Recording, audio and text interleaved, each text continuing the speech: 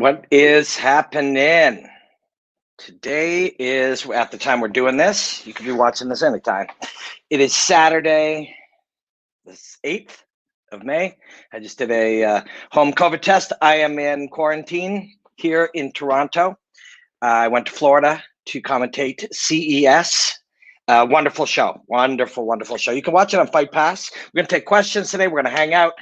I'm in quarantine. I passed, so I'll give you the 40-second version. When you land in Canada, you go into a mandatory hotel quarantine. It's very expensive. CES, thank you for covering that for me. Appreciate it immensely. You can see the CES show. I worked with Joe Lozon. It was very fun. It's on Fight Pass right now. Land in the hotel. I was there for 3 days. You're not allowed to go anywhere. They deliver food to your room. I passed my COVID test upon landing. Took one before I left, passed that one.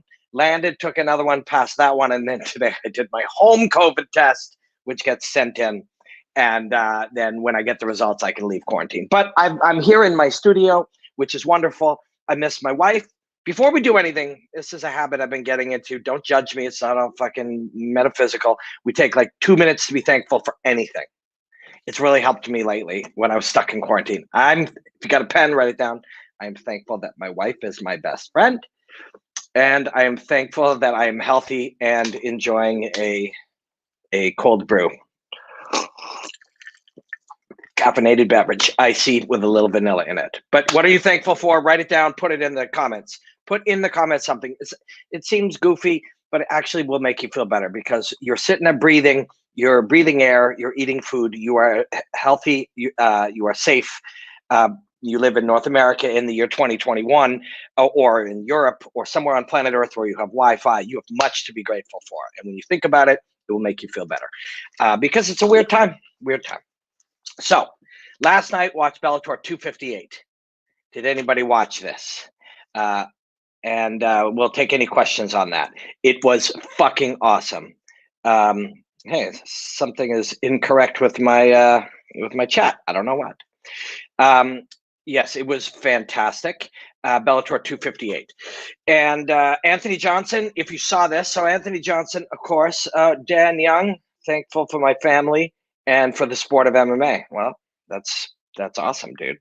Anthony Johnson he's fighting, breaks his hand on Anthony's head. This is a very, very, very tough place. If you hit, so there are 5, 10, 14 knuckles in the human hand. You notice there's only 2 on the thumb. There's 12, 13, 14, or 14. Richard is thankful for a working toilet. 14 knuckles in the human hand.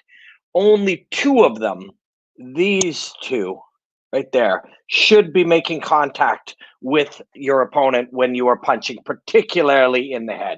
You punch to the body and you hit with another part of your hand, that's cool. Also, obviously, I shouldn't say obviously, nothing is super obvious. You strike with this, some people call it a hammer fist. This is a good part to hit with as well.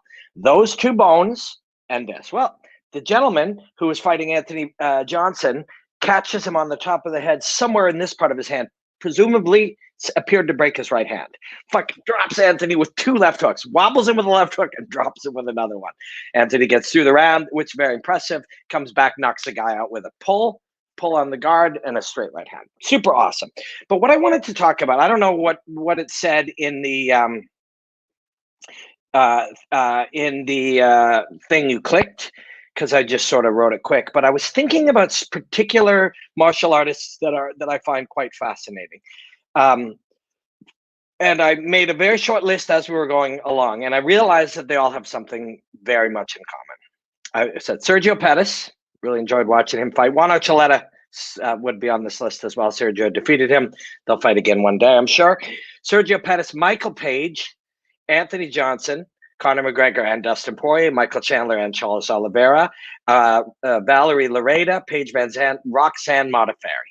What do these fighters all have in common? And what you look at with any great, and a fighter is an artist, they are combat artists, martial artists. With any great artist, authenticity is a massive, massive importance in an artist being able to be great at what they do. And that is true of a fighter too. You must, and that is true of all of us. And we'll talk about a bunch of stuff. Hopefully, I don't get to hang out super often. I have the good fortune of something else to be thankful for, having a lot of work that I really enjoy. So just hanging out on my own YouTube channel has been very rare, and I very much appreciate you guys hanging with me. But authenticity is super important for all of us. What is that? I mean, how can you not be authentic? You're you, right? Authenticity is being true to what you are, expressing yourself truthfully. Bruce Lee talked about this a lot. I've encountered it repeatedly lately in his work, but you see it everywhere. You could talk to Jay-Z, this will come up. You can talk to Miles Davis, it doesn't matter. A great painter. Authenticity is literally being true, being truthful, being yourself, expressing yourself truthfully at all times. Now, what am I doing here? I'm sitting on my YouTube channel, I'm making breakdowns of fighters. What am I doing? I am studying martial arts, studying martial artists, trying to uncover, find things, special, meaningful things, and then bring them back and try to communicate them. Okay, that's what I do. Some jobs similar to mine or other roles that I could do and have done are, I am there to promote a fight. I am there to sell a pay-per-view. I am there to, create interest in a television program. That is one version of my job. But the way I've allowed been fortunate enough to allow my job to mutate over time, something else, we started out, if you just joined us, writing down some shit we're grateful for. I'm very grateful for this. Now my job, as I see it, is literally to go out into the wilderness. Most of us have a lot of responsibilities and very little time. I fortunately have the time for this. I go out into the wilderness and I study martial arts, the wilderness of the internet. I study martial arts, physically study it with coaches, study the fighters, study the coaches, study the fights, study the process, discover meaningful things, find meaningful things within it, and bring it back and figure out how to communicate and share it. Okay, that's what I'm doing. If you follow me, that's what you're following. That's what I do. I'd like to hear you speak about fear in fighting. I like the way GSP is honest about it, but not many fighters seem to be. Is that pure ego? Ego is a cool thing. It's going to be part of our discussion today. So authenticity of an artist, authenticity of who you are, authenticity of who you are as a friend, as a husband, as a wife, as a sister, as a worker, as an artist. The goal in life is to actualize yourself, to be what you are, not play a role, not play an act, not be an automaton, not be manipulated by the media you consume, not be forced into thinking a particular way. You want to go out and be able to express yourself freely. This is what we're learning when we study a martial artist like Sergio Pettis.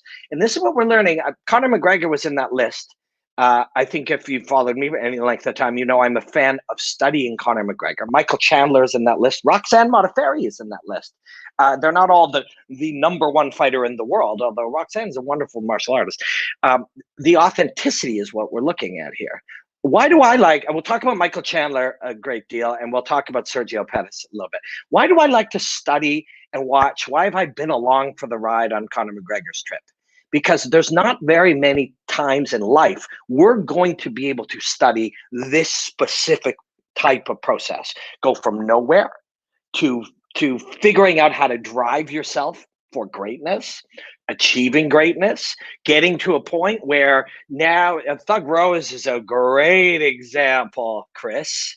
Yeah, we'll talk about Thug Rose too. We got some great questions. We're going to take questions. No doubt about it. Please hold on to them. But yeah, we're evolving. This is what we're doing. Conor McGregor, when you watch him, you get to a point where you go from Crumlin or whatever, I forget that little town he grew up in, to global superstar, millionaire, business owner. When most of us will not get there. We will have some version of that in our life, some sense of accomplishment, something we will do, so a dream or a goal that we will reach, and we can study these people. We can study Rose Namajunas and get little ideas of how they were able to achieve these things, because the breadcrumbs are there for us. and then we will accomplish certain things. Now Rose is the champion of the world. Conor McGregor was the champion. He's become wealthy. He's done all these things. Most of us will not achieve those levels, but we will achieve some that we didn't maybe know we would achieve, or something we didn't know what it would be when we get there. That's, I think, what I'm looking for here. Then all of a sudden, many of the lessons we're trying to learn by studying martial artists, the things that get you there will not be the same things that will get you to the next stage of your life, whether that is linear or some type of growth, or you're trying to do even more, whatever that means, or becoming a different person, whatever you're looking for. What got you here will not be the same attributes, thinking process that will get you there. And that's one of the cool things when you watch McGregor his whole life. And I lumped Michael Chandler in there because Michael is about to face that thing. This was the goal for Michael Chandler. We'll come back to Conor. I jump around. This is what I do. I hope it's okay. And it is. If you follow me, you're like, this guy's a little fucked up, but that's what he does. Michael Chandler wanted to be Bellator champion. He's been Bellator champion many times. He has accomplished great things. And this is a conversation for another day, but I think anyone in the know understands that if you take away any bias that's been created in you from marketing, all the same fighters in Bellator and the UFC train in all the same places, train with each other. I think anyone who knows anything about martial arts knows that. If Michael Chandler is the UFC champion in 10 days, that in no way takes away the fact that he did not win 100% of the time in Bellator. So that means, right? I think it's pretty simple. Mike beat Ben Henderson, who was a Bellator champion, who lost or was a UFC champion, who lost in Bellator. Michael was defeated in Bellator by people. Those wins will still exist if he's the UFC champion. If anyone says to you, blah, blah, blah, UFC is the number one, these guys are they're a noob, or they're just really influenced by marketing, right? I think we all know this. I think everybody in the game of fighting knows this. Every fighter, every coach, everyone in a gym, they all train together. Pitbull trains with Henry Cejudo. They split 50-50 when they spar and compete. One guy was a UFC 2 division champion. One guy was a Bellator 2 division champion. They are equals, right? I think everybody knows this. Not everybody, but we do know this. So Michael's goal now was then, and if you look at Michael's path, it's fucking cool, actually fucking cool. No contract, last fight of his contract, fighting Ben Henderson, has the fucking performance of a lifetime, moments in Southpaw. I'll be breaking it down this week on at Haymakers on Instagram, and I'll share it on my Instagram as well, at Robin Black Martial Arts. Michael does that, puts himself in a position, goes to the UFC. Again, he's in a position, knocks out Dan Hooker with a left hook. Fake low right as he moves, left hook, and then beats him up on the ground. And now puts himself in a position to win the UFC title. If Michael accomplishes that, and I know Michael well, I've known him for many years. I've studied his work for many years. We're friends, and I admire him greatly. Michael will tell you that he has goals and objectives after the UFC title, but they're kind of just tucked in the back. They're not fully formed. This will be the goal, the lifelong goal, if he achieves it, and everything after that will be new. And everything he did to get there, he will have to become a different Michael Chandler to achieve whatever he has to achieve after that. Now, Michael's, and this is good in the world of authenticity, a good lesson for all of us if we're going into study martial artists to see lessons for life. Michael isn't just blindly, I want to be the Bellator champion, or later, I want to be the UFC champion. He also is, proud of his relationship as a husband, trying to be a great husband. He's a great father. He is a Christian. He has many other things in his life, right? And that's important. Actually, Demetrius Johnson, sidebar here, one of the greats ever, before his last fight, he said to me, I was doing this at Haymakers at Wave TV. I interviewed him before his one championship fight. He said, I'm not single-minded about fighting, and I think that's to my benefit. And the fact that he lost that fight in no way makes that untrue. This is really important. We'll often say, Joe, somebody was saying to me the other day that Joe Rogan said, and Joe, of course, is a mentor, and I'm fucking thankful for that guy forever. They were talking about something he said about a fighter was going to be, he's like, this fuck, it was right on the tip of my tongue. This will be the guy to challenge Anderson Silva. Oh, Dennis Kang. And Dennis is a good friend too. Somebody was like, Dennis Kang, Joe Rogan said this will be the guy to challenge Anderson Silva. Here's the thing. Joe also said, Ronda Rousey would defeat most men. At that time, those things were true. Because something does not happen, or because the outcome of something is not evidence that the potential was not there previously. Really important. Really, really important if we're going to understand the world. Outcome, consequence, results is not proof or disproof of what was possible. It is not. This guy could win. He could become the greatest fighter ever. His leg breaks in half, or, he gets hit by one punch, a random punch. It in no way undermines what was said. This is a really, really important thing. Conor McGregor could defeat Floyd Mayweather. No, he lost. Therefore, that wasn't true. No, that was true. He just didn't win, right? Like the potential, what is possible, does not become impossible after the outcome. Possibility, potential, these things are always there. They're always there.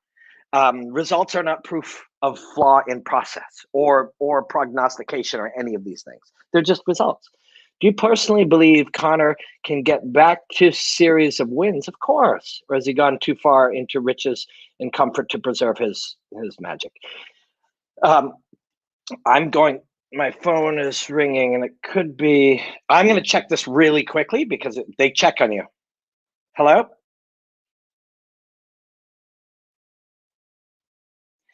They check on you to make sure you're in quarantine in Canada. And I just wanted to make sure, but there was no answer to that. So here we're going to talk about Pattis, Paige, AJ, Valerie Loretta, fascinating and authentic, a bunch of them. But so this question, do you believe Conor can get back to? So I'm gonna just disassemble the question. Or has he gone too far down riches and comfort to preserve? That's so projective. That's so projective. It's like, I get why we ask questions like that. We're taught through, watching television and consuming the internet. This is how people speak, but that doesn't, you can be anything. Anyone can be anything at any time. You're never too far down this or too much this, or he boxed too much so he couldn't do this. Now he's too rich. There are rich people who denounce their wealth. There are poor people who, give away everything. There are people who were what Scrooge, Ebenezer Scrooge can become. Like, you can be anything. You're not trapped anywhere ever. And an individual like Conor McGregor, if we watch his process, what we watch is clear evidence that he can change himself. Okay, they're calling again. One more time, bear with me. Hello?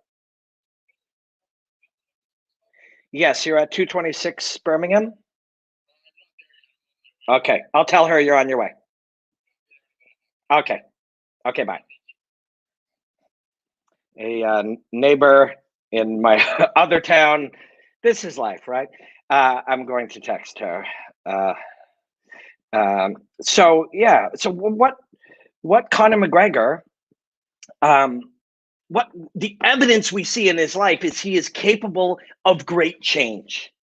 He was a club boxer who became a mixed martial artist, who fought on small shows, who was like wide-eyed at his first press conference, to confidence standing in front of 40,000 people in Toronto. I was there when Drake was there. That's change. Then he was a millionaire on a yacht. Then he was like, he's been many things. If he's learned anything about himself, if he steps back, all of us are not trapped anywhere. Whatever you believe today, you can completely believe something different tomorrow. You are not trapped in your beliefs. Someone's like, well, I was in Wyoming for fights. I was commentating Letway, which is it's this. These guys are Art of Ringcraft, and Letway has headbutts in it. It's a bink, as I lent it to them to use. It's my valuable trademark. But I've never charged anybody for it. I just think it's cool. It's a trademark. It's not for money. It's for neat things. But so I was in Wyoming, and it was right around the time of the election where they were counting. And a lot of the people that I would meet, we would talk, and the people would say, "Oh, I don't like Trump," or whatever their things, or do, or whatever their things were. But a lot of people said to me, "Yeah, I'm a Republican, but my dad was a Republican, my grandfather was a Republican." That's what they said. And I thought, but you could choose something different if you wanted to. Not saying that's not a good thing. You can be anything you want to be, but you don't have to. When you're a child, yes, your parents allot you with a religion that they were allotted with, that their parents allotted to them, and their parents allotted to them often, and a belief system, but it was just handed to you. It's not the one. It's one of many possibilities. You can become anything. Conor McGregor has become many things, and he can become anything he wants, right? These are the lessons we're trying to learn. And when we go back to Michael Chandler, it's the same thing. Michael Chandler right now is on a very, if you bear with me, on quite a similar path to McGregor, in that McGregor came up and became a champion, and then literally just took everything he learned. It's almost like, you play in a punk band on small shows, and that the very same things happen. You play arenas, but some of the skills just translate to that level. That's what McGregor did from his title in Europe to the UFC title. Chandler's already been a world champion, and again, an equal organization aside from budget and marketing budget, fighters, coaches, the environment. They have some of the fighters in Bellator are better than some of the ones in the UFC. Many in the UFC are better, but it's the same pool of athletes. Michael was already a champion in there. He's taking the lessons of that and applying them here. Once he becomes a champion in this environment, if he does, Charles Oliveira will come up in this conversation as well. If he does become a champion, either on this path or something goes wrong, and nothing has to go wrong for Michael Chandler for Charles Oliveira to win. This is a tangent, but it's an important one. Often, I'll do a breakdown, and this guy did this, and then this thing happened, and this thing. And people will say, what could the other guy have done different? Or what is the defense to this? Or what did that guy do wrong? And very often, the answer is, he didn't fucking do anything wrong, right? For you to defeat me does not require me to make an error. This is not, so if I'm in the middle of a combination and this is happening, and you happen to, at the exact same time, fire a different one that ends up breaking my leg or hitting me in the liver, in that millisecond, you could say it's rock, paper, scissors. We both fired on a thing that our body went into the process. And if in doing so, did you do something wrong if you played rock and I played paper? Did you do anything wrong? No, right? You lost. When the two movements, when the two options, when the two artists' choices happened, one defeated the other, but you didn't do anything wrong. You did your process. And this is not, and not all fighting is like that. That's one tiny minuscule example. In the moments that we default to a thing, it's happening so fast. When you look at these two guys moving that quickly, and you see pop, pop, pop, pop, pop, pop, and you see four things happen, what do you think our brains are doing as that's happening, right? We certainly can't see those things in words. Jab, hook, uppercut, hook. It's pop, pop, pop, pop. Like the brain doesn't have time to say those words. The movements take less time than it would take to form the thought about the movement. So by the time little fragments of that happen, there are times where we have begun a process based on the information that we saw, the information that our brains saw without conscious thought, and we fired back a response. And when we do that, if you compare the two responses, you could say he did wrong, he played rock, but the process doesn't allow anything different. By the time we get into that process, Michael Chandler could be throwing a hook at the exact time a rising knee comes up, and Michael Chandler now has lost. Charles Oliveira is the champion. Charles's path of being the UFC champion begins. Michael goes onto a path of, how do I learn, retool, refocus, gather back my energies, gather back everything in me, become better than I was, and go there again. And those are the moments that happen in every single fight. When we look and say, what did he do wrong? We are asking the wrong question. It doesn't matter. It doesn't matter hook versus the hand was up. Even sometimes, like, the guy last night, Michael Venom Page, throws the kick, right? So the guy is slipping this way. Michael, when he slips here, fires out the arm. The arm makes him slip here, and then the kick comes up.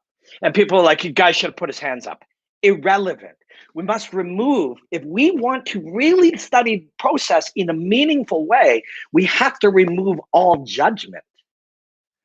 And the most common, and I'm not trying to be mean here, and I'm not being judgmental myself, I'm observing. One of the most common responses I get from all the people who are so kind to watch my things are, this guy did this wrong. This guy should have done this. Well, that's what you get when this. Never throw a naked this. All of that is the wrong. We're not gaining access to all of the possible information, the beautiful information that is there when we default to judgment. But the reason we're doing that is we've been taught to do that. I'm fucking 50. I've been around long enough to see how the effects of television's going away in its structured way. The old school television is going away as people can sit and talk for hours and go into depths about these things. YouTube and things like that are changing these parameters. But once upon a time, the bandwidth was so expensive and so finite that you had to program every minute. So people had to ask questions a certain way, answer them a certain way, manage the minutes. So it was perfect. But in doing so, you created an artificial structure of conversation. We've all learned to talk that way and think that way. So we think like fucking automatons on a sports desk, or CNN or Fox or MSNBC, doesn't matter. It's not about the ideology. It's about the system. We watch it and we think that way. So we see somebody say, oh, well, this guy should have done this. Yeah, well, this guy should have done this. And we think that's communication. We think that's thought, but it's not.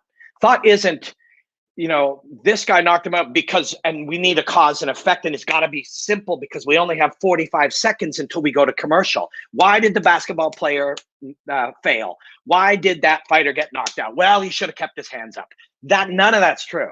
The reason that fighter got knocked out is fucking complex, super complex. The world is super complex. Politics is super complex. Science is super complex. The economy is super complex. But we've been taught television and other forms of older school radio, older school communication required us to use point forms, short form, slang, and be concise. Well, I can't be concise and be truthful. Truthfully, that guy, Michael, kicked that guy in the head because of complex things that were happening in the negotiations between the brains of two highly trained athletes whose brains are operating faster than conscious thought. That's why that fucking guy got kicked in the head. But if we say, oh, bro, you should have kept your hands up, we're missing the beautiful truth about the world we live in. And it is in doing this that we lose our understanding of all of the nuance of the world around us. When we study a Conor McGregor, a Michael Chandler, a Valerie Lareda, when we study these people and we look for the truth, that's when we learn about the world around us. Right? Wait a second. If Michael kicking that guy in the head, and this is, I told you, one of the most common responses, and I'm not being judgmental. In fact, I'm bringing it up because as I see it, I'm like, how can I help? This is an audience that is interested in this, and I'm thankful for their time. How can I help them, move past this knee-jerk response that we've been programmed into? Cause and effect, explain it quick, what's soundbite. Like, how do we get past that? Sound bites aren't just bad for us when we're watching a soundbite. Soundbite's bad because it's teaching us to think in soundbites, and the world doesn't work in soundbites. And most soundbites are oversimplifications or even outright lies. So now we're being taught to think that we understand the world around us when we're being given ongoing oversimplified lies about the world around us. Another response I'll get, like, and more often when Bellator will post my stuff, or Haymakers will post my stuff, or somebody else will post it, because in my environment, people slowly get accustomed to a different way of thinking and looking at martial arts and the world around us. When I put it in other places, people are like, bro, quit with all this. It's not so scientific. He just kicked him in the head. It's like, he did just kick him in the head. And it's complex. Both those things are true. You're shutting the door at, bro, it's not so complicated. He just fucking kicked him in the head. You're shutting the door there. That is true. He fucking kicked him in the head. And how and why is the complicated shit. And it goes on forever. Kicked him in the head because he slipped to the inside. Cool. How and why did he slip to the inside? And how did he get him to slip to the inside? Well, he was noticing the pattern. So as he threw his left arm out, either intentionally or inadvertently, it caused him to slip to the outside. Oh, cool. How did he know that? Well, through thousands and thousands and thousands of hours of repetitive practice, he developed something called sort of a skin sensitivity, fingertip knowledge, they call it. Fingertip knowledge is the thing when this is why you can't be a political analyst when you don't actually do politics, when you just watch other political analysts. This is why you can't actually be an MMA analyst when you don't fight, just by watching other MMA analysts, because political climate, fucking economy, if you don't buy and sell things and invest things, you just watch other economical analysts, is they have fingertip knowledge. So when they say something, what you don't hear is what is unsaid. So when we say something, he kicked him in the head, he was slipping to the inside, bink, oh my God, broke his nose, that's all true.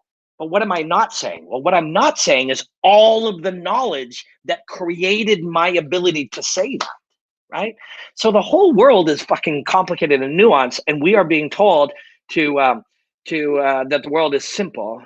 I'm more curious about what Chandler's record will be in 2 years. He's an awesome fighter, but he has caught fighting in a lightning in a bottle like Maspidol did. Dude, I'm going to do a breakdown of him for the last number of years. They ain't lightning in a bottle. He just happened to not fight in an environment that you watched him on TV constantly. If you didn't, then this is just an extension of what he's been doing. Michael Chandler has been fighting the best fighters in the world.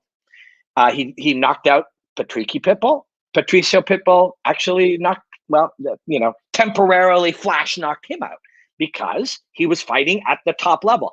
UFC and Bellator are equal, as is one championship. And there are as good 7 or 8 of those fighters of that level in other shows around the world for any number of reasons. Not everybody wants to work for Coca-Cola or Nike or the UFC or the NFL or whatever. There are many different ways you can live. Again, we started this conversation about authenticity. Michael Venom Page is authentic. He's able to fight in an environment. Last night, Michael Venom Page fought a 17-3 killer, and he fucking kicked his face off. And I say that with due respect. Derek's a wonderful fighter, and he'll be back, and he'll learn from it. But people will take a narrative. Oh, Mike fights cans. Derek Barbaric, 17-3. Shinsho Ansai, just because somebody doesn't know who that is, doesn't mean they should disrespect him. He's a badass motherfucker. Paul Daly, Douglas Lima. There's 4. It'll be 6 2 fights from now. And I don't know what people will do with that narrative, but they'll do something with it. Ronda wouldn't have beaten any male 135er. No, incorrect. So I mentioned this earlier. Joe was like, Ronda will beat any male 135er.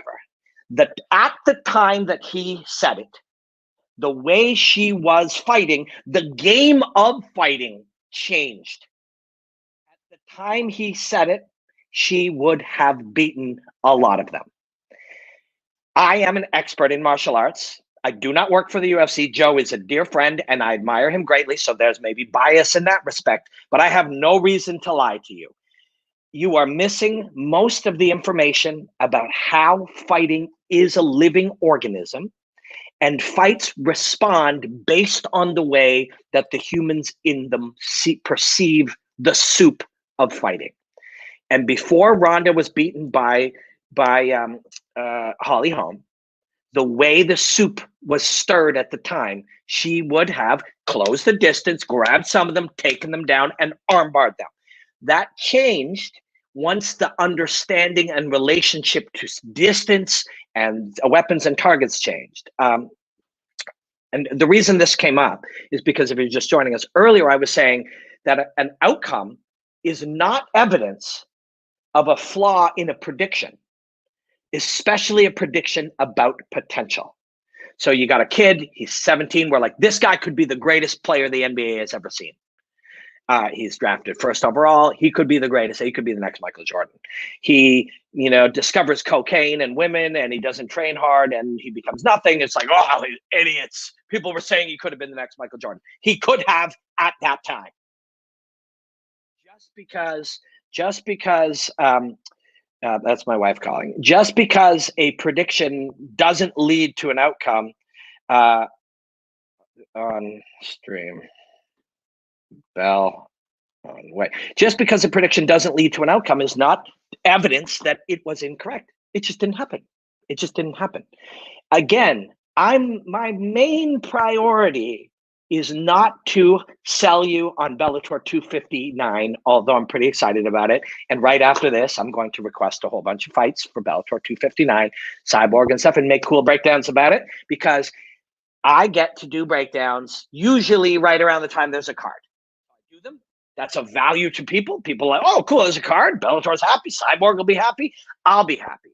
But I'm not doing it to sell you Bellator 259. I'm doing it to reveal secrets about martial arts. And in doing so, learn, decode some of the mysteries, and then figure out how to share them, right? And this is one of those ones. We're fucking misunderstanding how the world around us is fundamentally working. We think the result of, people go, this is why for years I've been like, don't fucking bother with predictions or who you got. You can do it for fun by all means. But Michael Bisping or Robin Black or Chael Sonnen, you're misleading the world. Because, so Chael's, I guess, apparently wrong 7 out of 10 times. Michael's probably correct 5.5 out of 10 times. But the other 4.5, why does that happen? Because they cannot be predicted. The only reason we make predictions, now, if you're a bettor, that's a whole different game. Betting is a skill. It's an art. But the only reason we make predictions is to fucking sell fights. Oh, man, Sergio Pettis, he's going to light him up at distance. If he can get that right hand going, Sergio's going to be able to, yes, they called. Sorry. Sergio's going to be able to, keep him at distance, light him up, touch him up with that right hand, that Duke Rufus striking system. Duke just texted me, by the way. That's what made me think of it. He's going to be able to get that jab in his face, land the right hand. He moves his feet, defends the takedowns well. He's going to win this fight. Then we throw to Mike or Chael or, whoever. He's like, man, Juan Archuleta has too nuanced. He's too complete of a fighter. If he gets that wrestling going, using that Dwayne Ludwig moving of his feet, switching stances, trying to overwhelm Sergio's mind, get a few takedowns, mix it up like that. He can win the rounds and he'll take away. And I got Sergio by a 4th round knockout. I've got Juan Archuleta by decision. Later, one of those or some other thing happens, and fucking next week we do it all again. It's fucking nonsense. And weirder yet, this is fucking weird. The people who guessed, because it is a guess, correctly, go on the internet like, oh, fuck, I said Holly Holm was going to defeat Ronda Rousey by a head kick. And I did. And we brag about it. Holy shit. And then people who did it the other way, they'll fucking go and show a clip of Chael Sonnen and go, see, Chael, you don't know anything. You thought this was going to happen. What the fuck are any of us doing? It's all possibilities. It's all of the possibilities. You just got called by your government to verify you're in quarantine. I know. It's true. Are we previewing tonight's card? I was not doing that. What a great deconstruction of that question. I don't know. Let's talk about Diego Sanchez for a second. And I clicked on that question without seeing it. There is nothing, men dating men or women dating women, people falling in love with somebody of the same sex or some other thing. We're not judging that, right? It's 2021. The fuck does anyone care who somebody's in love with or whatever?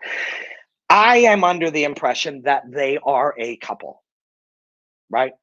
That is what the word around this scenario is.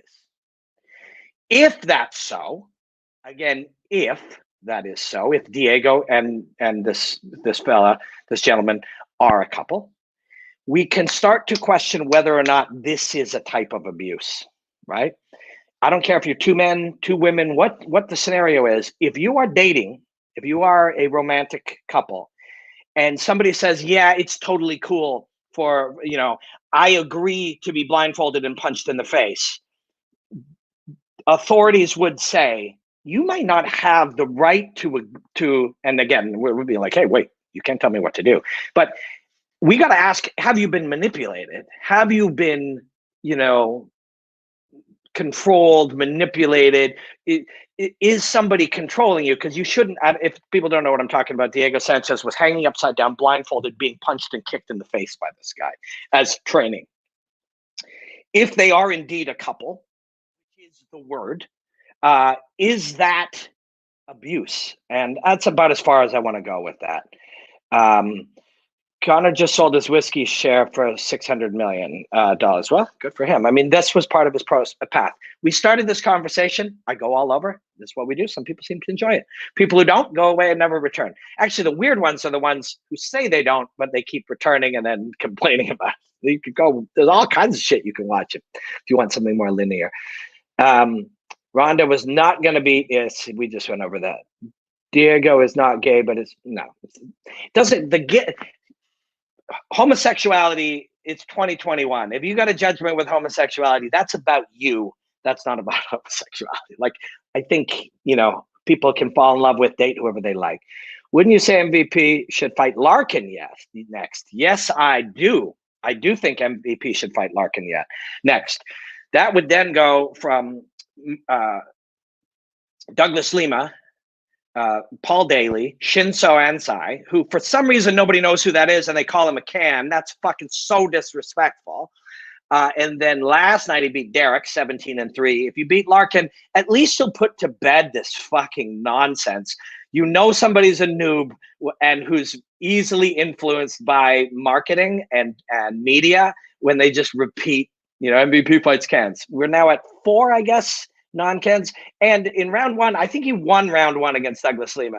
Just because he got fucking kicked and punched unconscious in no way undermines that he was in that fight and won that round. One kick, one punch is not the end of the story. Again, this is what we were talking about, the folly of predictions as well. A result is not evidence of some flaw in the process. You losing does not mean you cannot defeat that man or woman. It doesn't. Anyone who has lived in the world of combat and competition and martial arts, lived in it, not covered it, not been a journalist of it, not wrote about it, but lived in it daily, weekly, with coaches and fighters. And I was a fighter. I'm a purple belt in Brazilian Jiu-Jitsu. Like, I do martial arts. Anyone who lives in martial arts knows the result, the win, you won today, it is not reflective of who is best. It's reflective of who was best in those series of moments last night. Everybody fucking knows that. Now, when there is a large gap of skill or attributes, talent, mental, when there are large gaps, if I fight Khabib, when he defeats me in seconds, that is evidence that there was a massive gap between us, and he would defeat me 997 times out of 1,000. 2 of those times there would be some kind of, disqualification, and 1 of those times there would be a weird freak injury. The other 997 times he would defeat me. That is evidence.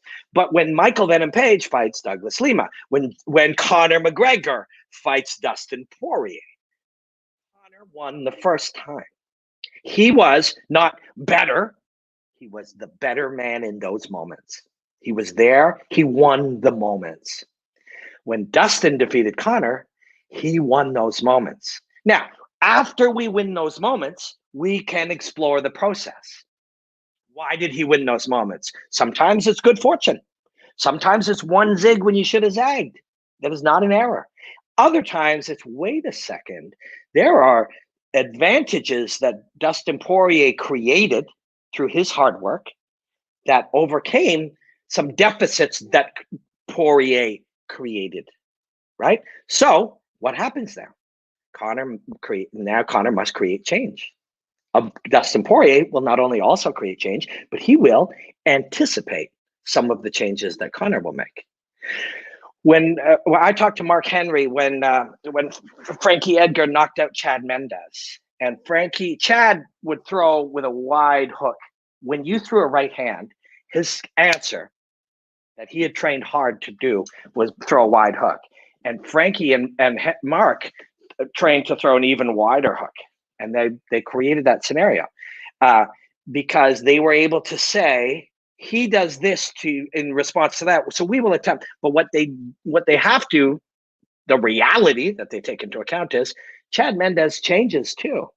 So when the next people watch that and they go, Chad got knocked out for a wide right hand response, that's what we'll do. You're like, you don't think Chad Mendes will change that? People saw Nick Diaz get kicked in the leg a lot, and they're like, oh, the book is out on Nick Diaz. It's like, we talked about this earlier. We can all change. We are the result of the work that we do. So if we want to be different, we'll do different work. It's fucking simple. You have to.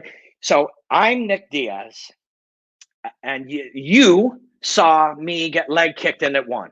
So what do I think?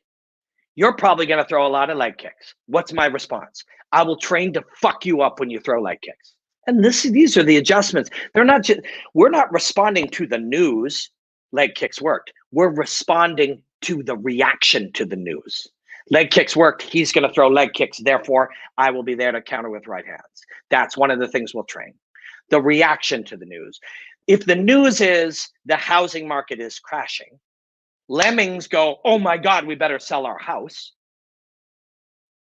People who have the ability and the foresight go, let's just keep our house. Eventually, the housing market will return. If we are in a position when the housing market does go low and everyone's selling their house, maybe we'll buy another house.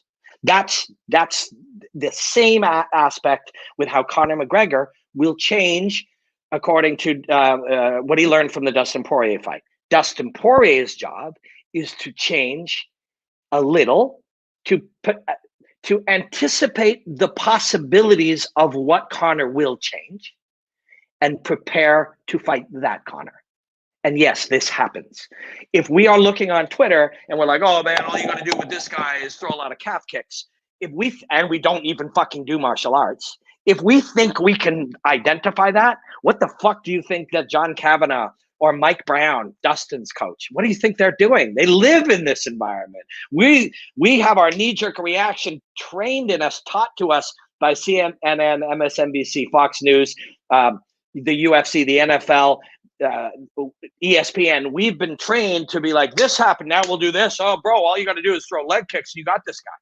But these guys live in reality, the nuanced reality where the truth is understood. So what am I talking about today? Well, I don't know, but it feels like something interesting, and it feels like a gift to be able to do it. Let me give some names in 135, mate. Male division, Peter Yan.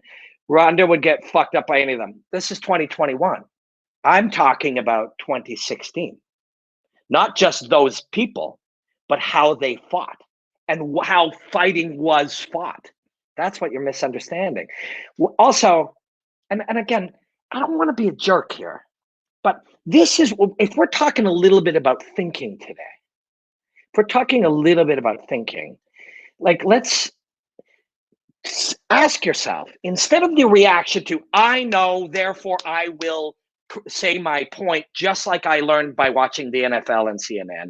Something happened, I know something, I will argue it. Why would you do that with anyone who is actually an expert? So what is expertise? And I'm not trying to fucking toot my own horn. We could say this about the guy who's going to repair my car. I don't know shit about cars. He spent his whole life. I had a guy, there's a little crack in my bit of water coming to my basement. When I talked to the guy who handles foundations, I said to him, how long have you been doing this? He said, 30 years. I said, man, you must understand this in ways that like, I don't even have the words for it. He's like, of course. He's like, I can look at things and see them and understand them. You might disagree, like, but I think the water's coming from there. But you're missing 19 of the important things you have to know. That's the truth here.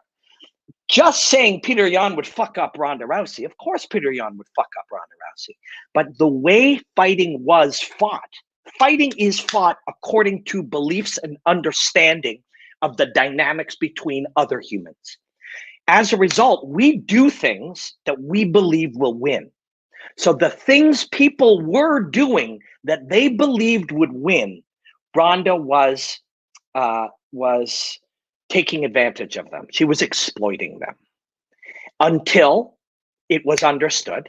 And it's the same thing. Oh, the Machida era. And again, like it's Joe they pick on because Joe is the voice. Joe's just being honest. When Machida won, the Machida era, welcome to the Machida era. If it only lasts 4 months, it's real still. Because when you don't understand, fighting exists because if you punch me and I turn my back, why does a choke exist? A choke exists because I respond to combat in a way that creates an environment that you now figure out, okay, maybe I can use my arm. Okay, what if I grab this way? What if I grab this way? And fighting takes shape based upon the responses of the human in the fight. So the way humans were responding, Ronda found a little moment in time where the way she was fighting, and some of it was credit to her, and some was just a bit of a fluke of how the universe pieces fit together. The way she was fighting in that moment took advantage of things people did that they believed would work. And that would have happened with a couple of the men at the time. The fact that later changed, people would be like, Joe Rogan said Ronda went, well, it was true. It became untrue because this is how the fucking world works. And this is why there's such fundamental flaws in learning how to debate, discuss, talk, and think by watching television. Because TV likes to speak in absolutes. And I work in fighting. Bell sent us I work in fighting and in television, and I have for 15 plus years now. And producers will say to me, bro, you got to be more confident. Make a strong statement and be, and then really work hard to defend it. It's like, okay, I'll do that because that used to be my job. That is not my job anymore. And my job is now to explore the curiosities of these things and share them, learn what I can and find ways to communicate the knowledge. And I love that job and I love it. And I'm very grateful for it. But yeah, that was how we were taught to think. And then, but the whole point is this guy the greatest of all time? Is Usman the greatest of all time? Even if he is, 6 months from now, that guy will be the greatest of all time. What does that even fucking mean? If at this point in time, is this guy so good that with all the knowledge, his physicality, the knowledge of the coaches, the knowledge of fighting itself, the commerce that's in bringing in intellect and high-level training, is this guy the best? Yeah. And then who will be, what's going to happen in 9 months? That guy will be the best. Meaningless. And it doesn't represent the truth. The truth is that we live in a constant sea of change, right? And yet we're being taught to think that these things are permanent values, and life is not rock, paper, scissors. That's a great analogy. Thanks. Watching your breakdowns just mind blows me every time. That's so kind. Thank you. I'm going to take a couple questions. We're going to hang out. I've got a lot here. The guy's automatic response to that sequence was used by Paige. It was beautiful. Yeah. So when Michael Page set up that kick, how did that work? Well, he did this, which caused him to do this, which did this. Yeah, but how did it actually work? Like, why can't I do that? Because the way that happens is through 20,000 hours of deliberate practice with feedback from professionals, tested in different environments against higher and higher level professionals. That's why that kick landed. The kick didn't land because he used feints and then he got a slip and they timed it beautifully, amazing timing, some beautiful precision. That's just television. The reason that kick worked is because that guy's dedicated his entire lifetime to fucking throwing that kick at that time. Doesn't matter how did it work? That's one thing. Why did it work? When did it work? When did it work? That's a big one. No, I know we're far back. So many things click into place with removing judgment in the rock, paper, scissors comparison. Wow, that's so cool that you say that. For anyone who just missed that, we're saying, if I'm throwing a combination and you're throwing a combination and mine lands, and people are like, what did Robin do wrong? Well, he played a rock and this guy played paper. Did I do the wrong thing? No, I just fucking played it. There are times, that's the other thing, when we're looking at it, we're trying to use judgment. We're trying to find flaw, which we're taught to do. It's not root thinking. It's learned. When we're doing that, often people will be like, what could this guy have done different? And it's often like poker. It's like, I lost the hand. What could I have done different? Well, I could have got an ace instead of a queen, but that was beyond my control. Like, I would have won if I had an ace, but instead I have a 7, so I lost. Well, what could I have done different? I could have bailed, right? I could have folded, but even that, if instead of folding, you might have thought I did have an ace and you might have gone, and therefore I would have been correct. Just because you called my bluff doesn't mean my bluff was wrong. My bluff might have been done to the best of my ability in a logical moment to bluff you with my hand. And you called it. It's like, well, Robin fucked up. He tried to bluff. Yeah, but on other nights it works, right? The jab works. The calf kick works until you get punched in the fucking face and you're laid out. And people are like, see, calf kicks suck. No, right? It's just a tool. Guitars don't suck. Paintbrushes don't suck. Spinning kicks don't suck. They're just tools. The artist uses the tools. That's what it's about. And we do spend a lot of time talking about the tool, paintbrush to a knife, to a blade, to whatever. Oh, he played the paintbrush when he should have played the other thing. It's the he or the she that matters. The thinking, the choice, which is reflective of the preparation. So really, when you're judging, oh, this guy fucked up. When he threw his left hook, his hand was down. What an idiot. Well, he was tired. And he's been training that thousands of times for the last 25 years of his life. But somewhere in the training, as he fatigued, there was a day 17 months ago where had he found that moment at that time where he repetitively did that thing, that'd be different. Okay, well, that's the flaw. Yeah, but if he did that, then whatever he did that day, he wouldn't have done. There'd be a new flaw, right? The judgment is irrelevant. It's a reaction that we have, and it's not valuable. It's not useful. My wife sent me a thing about somebody who passed away, I think, but I don't know him. She was like, do you know this guy? It was a guy in a punk band in Toronto. Sorry, I'm still multitasking, but this has been life lately.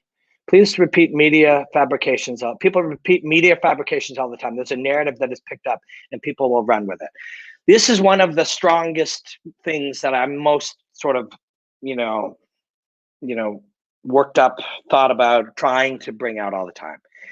Ask yourself, is it possible that the thing you believe has been allotted to you?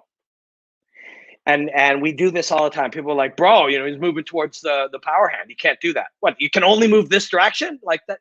Because predictability sucks too. So you can't be predictable. Well, wait a second. You mean you can move to the power hand? Fucking of course you can, right? So why did you think that? Well, I heard, Michael Bisping. I heard Daniel Cormier say that. He's a fucking world champion.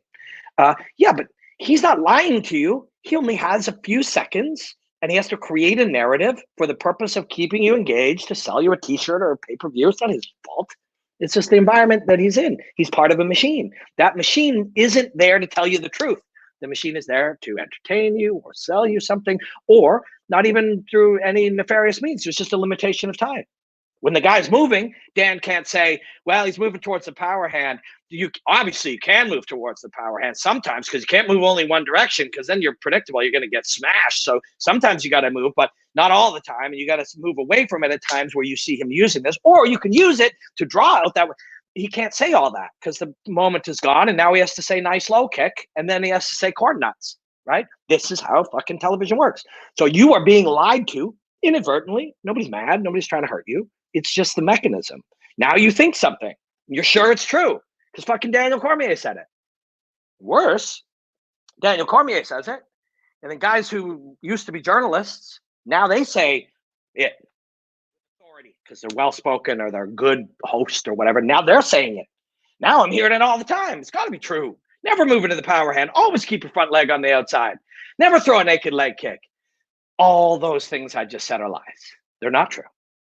They're not true. They're incredible oversimplifications, right? No big deal if I don't understand how a low kick works, but it is a big deal if I think fucking global elites are drinking the blood of babies because the same mechanism is training me to believe things that are untrue, right? Hit that like, subscribe, and notifications bell. Thanks, Scott. Fucking dude, thank you. It should be a crime that Robin isn't used for TV by Showtime. He would 100% be at the expert desk in Bellator. It could happen. Very kind of you. Very kind of you. And I suspect one day I probably will because I work in that, company. But and it would be really fun.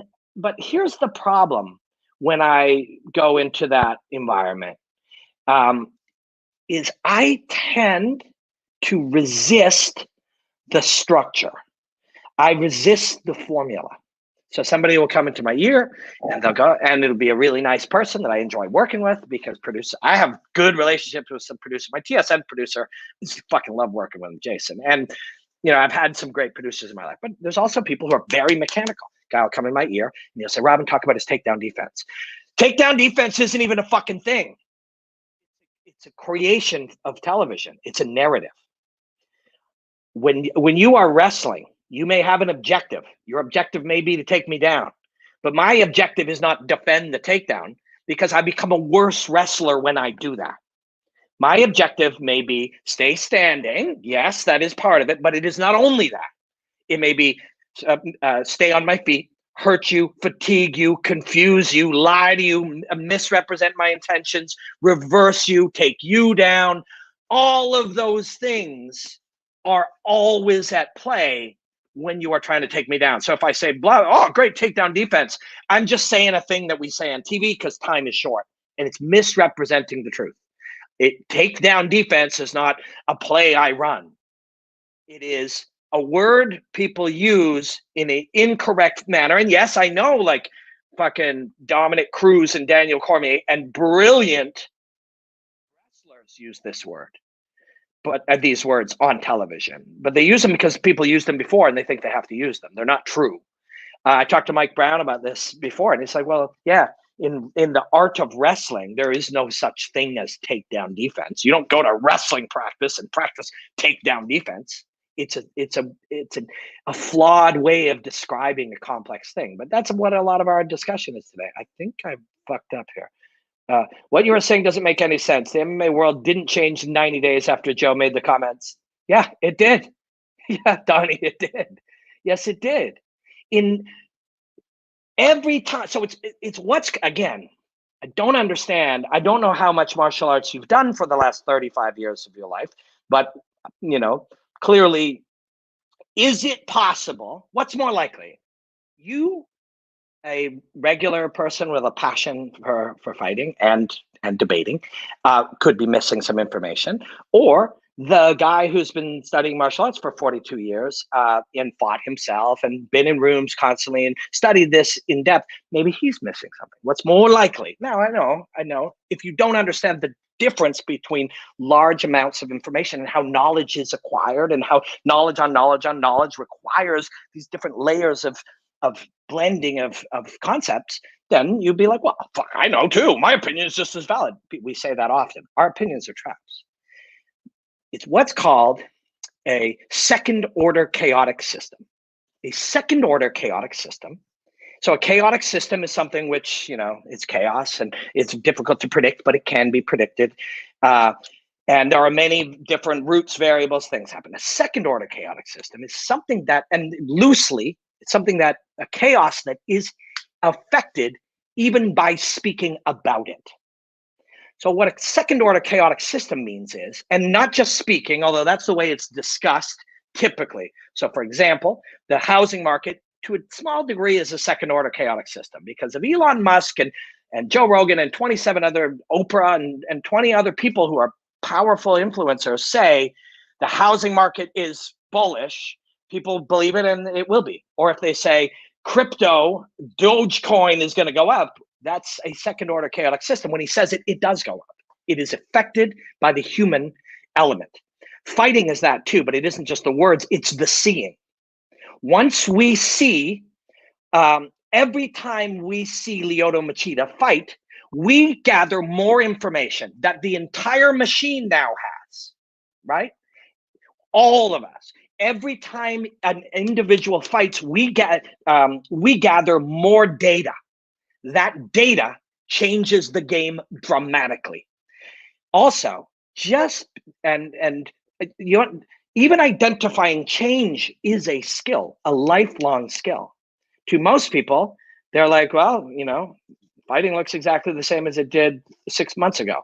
To me, it does not, because I see the change, because it, you know, hundreds of thousands of hours or, you know, millions of minutes, whatever, of purposeful studying with this is what expertise is. It is to be able to see things others can't see within something. So when I argue with my mechanic about my car, I'm being a fucking idiot. When I argue with the guy who's dealing with my house, the guy who's handling the small flood that I have at my foundation, if I argue with him, I'm a fucking idiot. He has 30 years of shit that I can't even understand. When you argue with somebody who is, you know, a housing expert or a car expert or a martial arts expert, and I'm not trying to pick on you, man. The MMA world didn't change in 90 days after Joe made the comments. It sounded like Holly Holm just learned to box in 90 days. That's not how it works. We all gain knowledge every single time humans fight.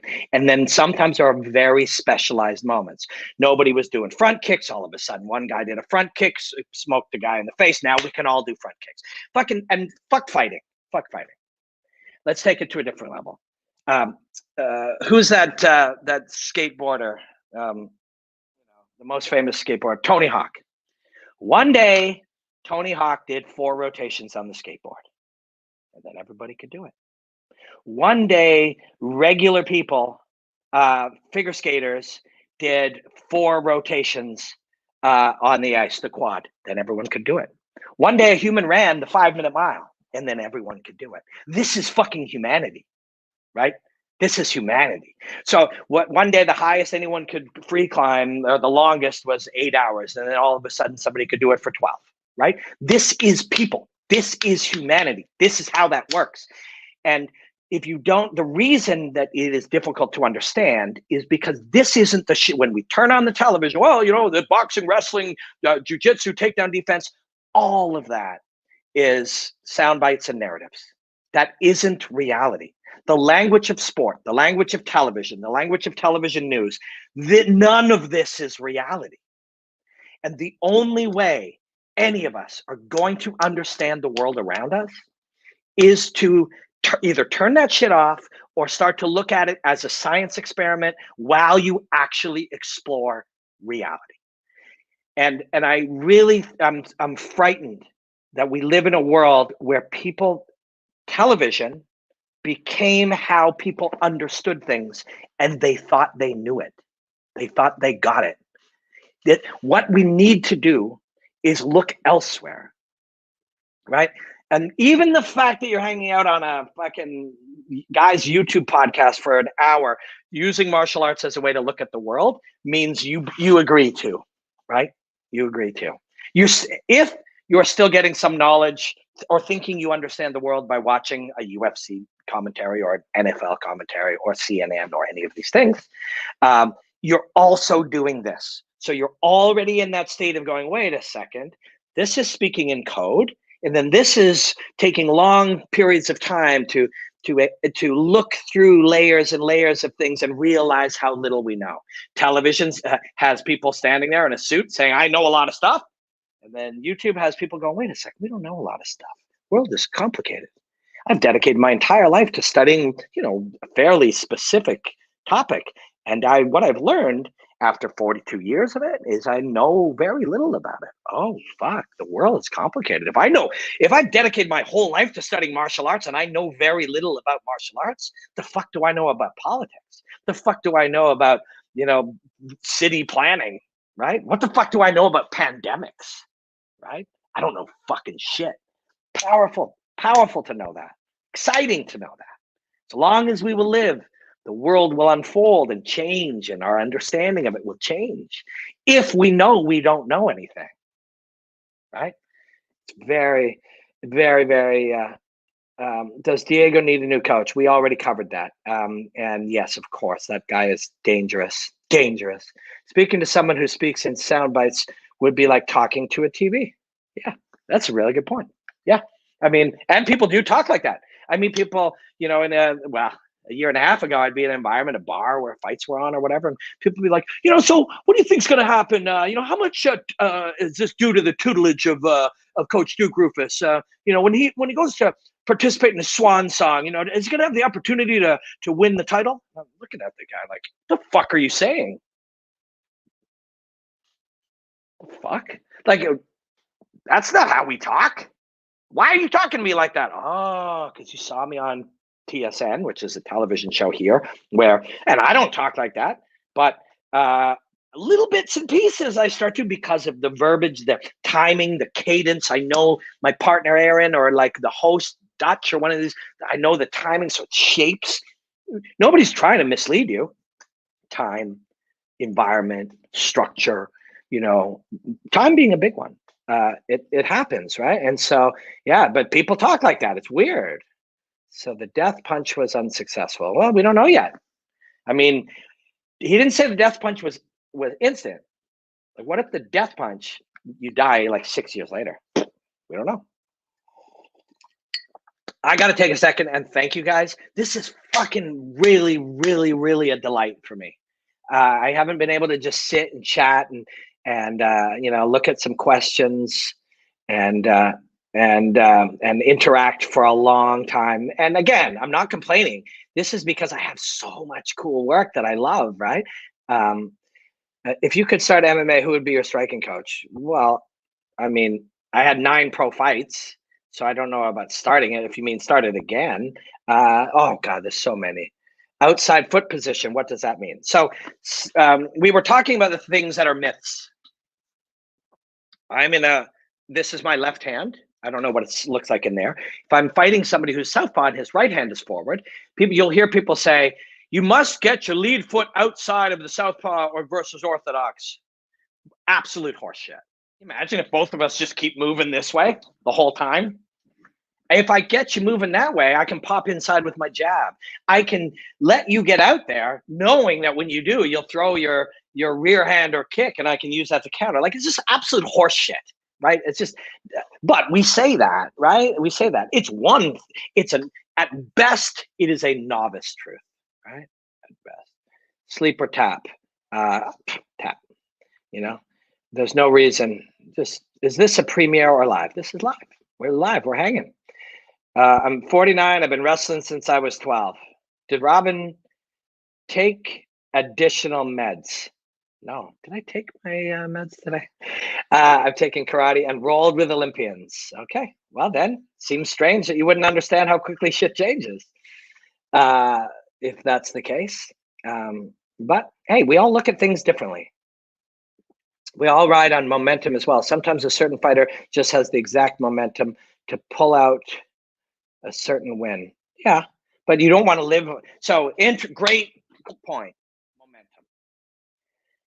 Talk to a sports psych, a performance coach, any of these people. We don't want to rely on momentum.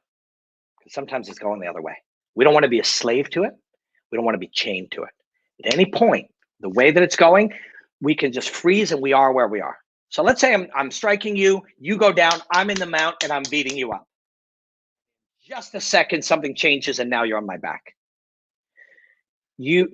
Or you took me down, you punched me, you had me almost out, and I got back up, I'm on fours, and now you're on my back. Are those two things different? There is some difference depending on how much damage I have taken. That's a truth. But are they different? And the answer is no. It's on my back. I know what to do with someone on my back. It will be affected by shots that I've taken, different things if I'm injured. But if we said, okay, Robin, you go there, and the other guy's on your back, go. That's exactly the same no matter how we got there. And that's why we remove momentum. Because if I was doing great and suddenly you're on my back, momentum has shifted. That's bad. Now what? Oh my God, I fucked that up. How do we end up here? This is terrible. Whereas if you had me down almost out and I fought my way back up and now I'm almost up and I'm on four and you're on my back, I'm like, this is better. I was in a worse situation. But those are just in our heads. They're identical. The guy on my back. The guy on my fucking back. The guy who ran the mile in under 4 minutes. This is cool, Donnie. I hope you're cool, Donnie. I'm glad you're still here, and I hope you don't mind like where I was drawing out the examples of the different ways that learning affects how you comprehend things. We don't all comprehend things different. Again, I don't know about, taxes. I pay my taxes, but I don't know the complexities of it. If I talk to a tax guy and I say, oh, man, what about, my RSP? And he'd be like, oh, for fuck, this guy thinks RSPs are a thing. It's like, that's the smallest thing on the level he's working at, right? It's no big deal. It's the guy who ran but yes. So the guys of Dogstown, which I've seen that documentary, we're doing it before Tony Hawk. That could be true. History, like, you have to be okay with history. History will not go back and say, Robin was doing fight breakdowns in 2012 and then the UFC used detail in 2018. Like, history won't give a fuck about what I did or what Dogstown did. Fortunately for the boys of Dogstown, there's some documentaries, and you guys like Donnie and us right now are like, these guys were there too. It's important. It's important. Bruce Lee, I hope, gets the applause and the appreciation for the things he did. But there were people coming up with things before Bruce Lee that just weren't writing books. And then now, however we do something, if it ends up on the internet and, somebody, let's say, shows a thing, it's like, well, what about Bruce Lee? Well, Bruce Lee, what about the guy before it? This is life, right? You have to be okay with not getting credit. Life can't be about credit because you're going to drive yourself crazy. You'll say some shit and then it'll become a normal part of the thing. And then you'll be like, but I said that first. And you just can't. You can't worry about that. Nick Diaz versus Maspidol. Should this be the fight for Nick Diaz's comeback? I like it. I like it. I do. Don't be scared, Robin. I don't know. What am I scared of? I'm scared of a lot of things. It's normal. Humans are scared, right? We're humans. Like, and that's true of Masvidal and Nick Diaz too, by the way. Nick Diaz and Masvidal will be frightened to fight each other. Now, they will have the experience recognizing that fear and knowing what it means, which is, hey, I'm a normal person. I'm fighting Nick Diaz. Of course I should be fucking nervous, scared, anxious, right? It's normal. I've told this story before when I was fighting, and this is a very common thing. Like, fuck, my hands like feel weak. Like, I feel like I have no strength. Like, no grip. I don't like, and it's a normal thing. And I was like in the back, and this was my 6th pro fight. And my friend Joe Dirksen fought WEC. I think he had a couple of UFC fights. And I'm like, Joe, like, I can't fucking feel my hands. This is normal. And Joe goes, yeah, man, this is my 66th fight, and I can't feel mine either. Like, right? And so you're like, oh, okay, that's normal, right? Easier for him because, like, oh, this feeling again, right? I've had this feeling and won many fights, therefore this feeling is not necessarily directly related to the result. But for me, it's like, what is this? What does this mean? Like, so, Robin, what advice would you give Diego Sanchez right now? Yeah, you know what? It honestly, by the time we recognize that somebody is under the influence of a cult leader or a deep manipulator, it is too late.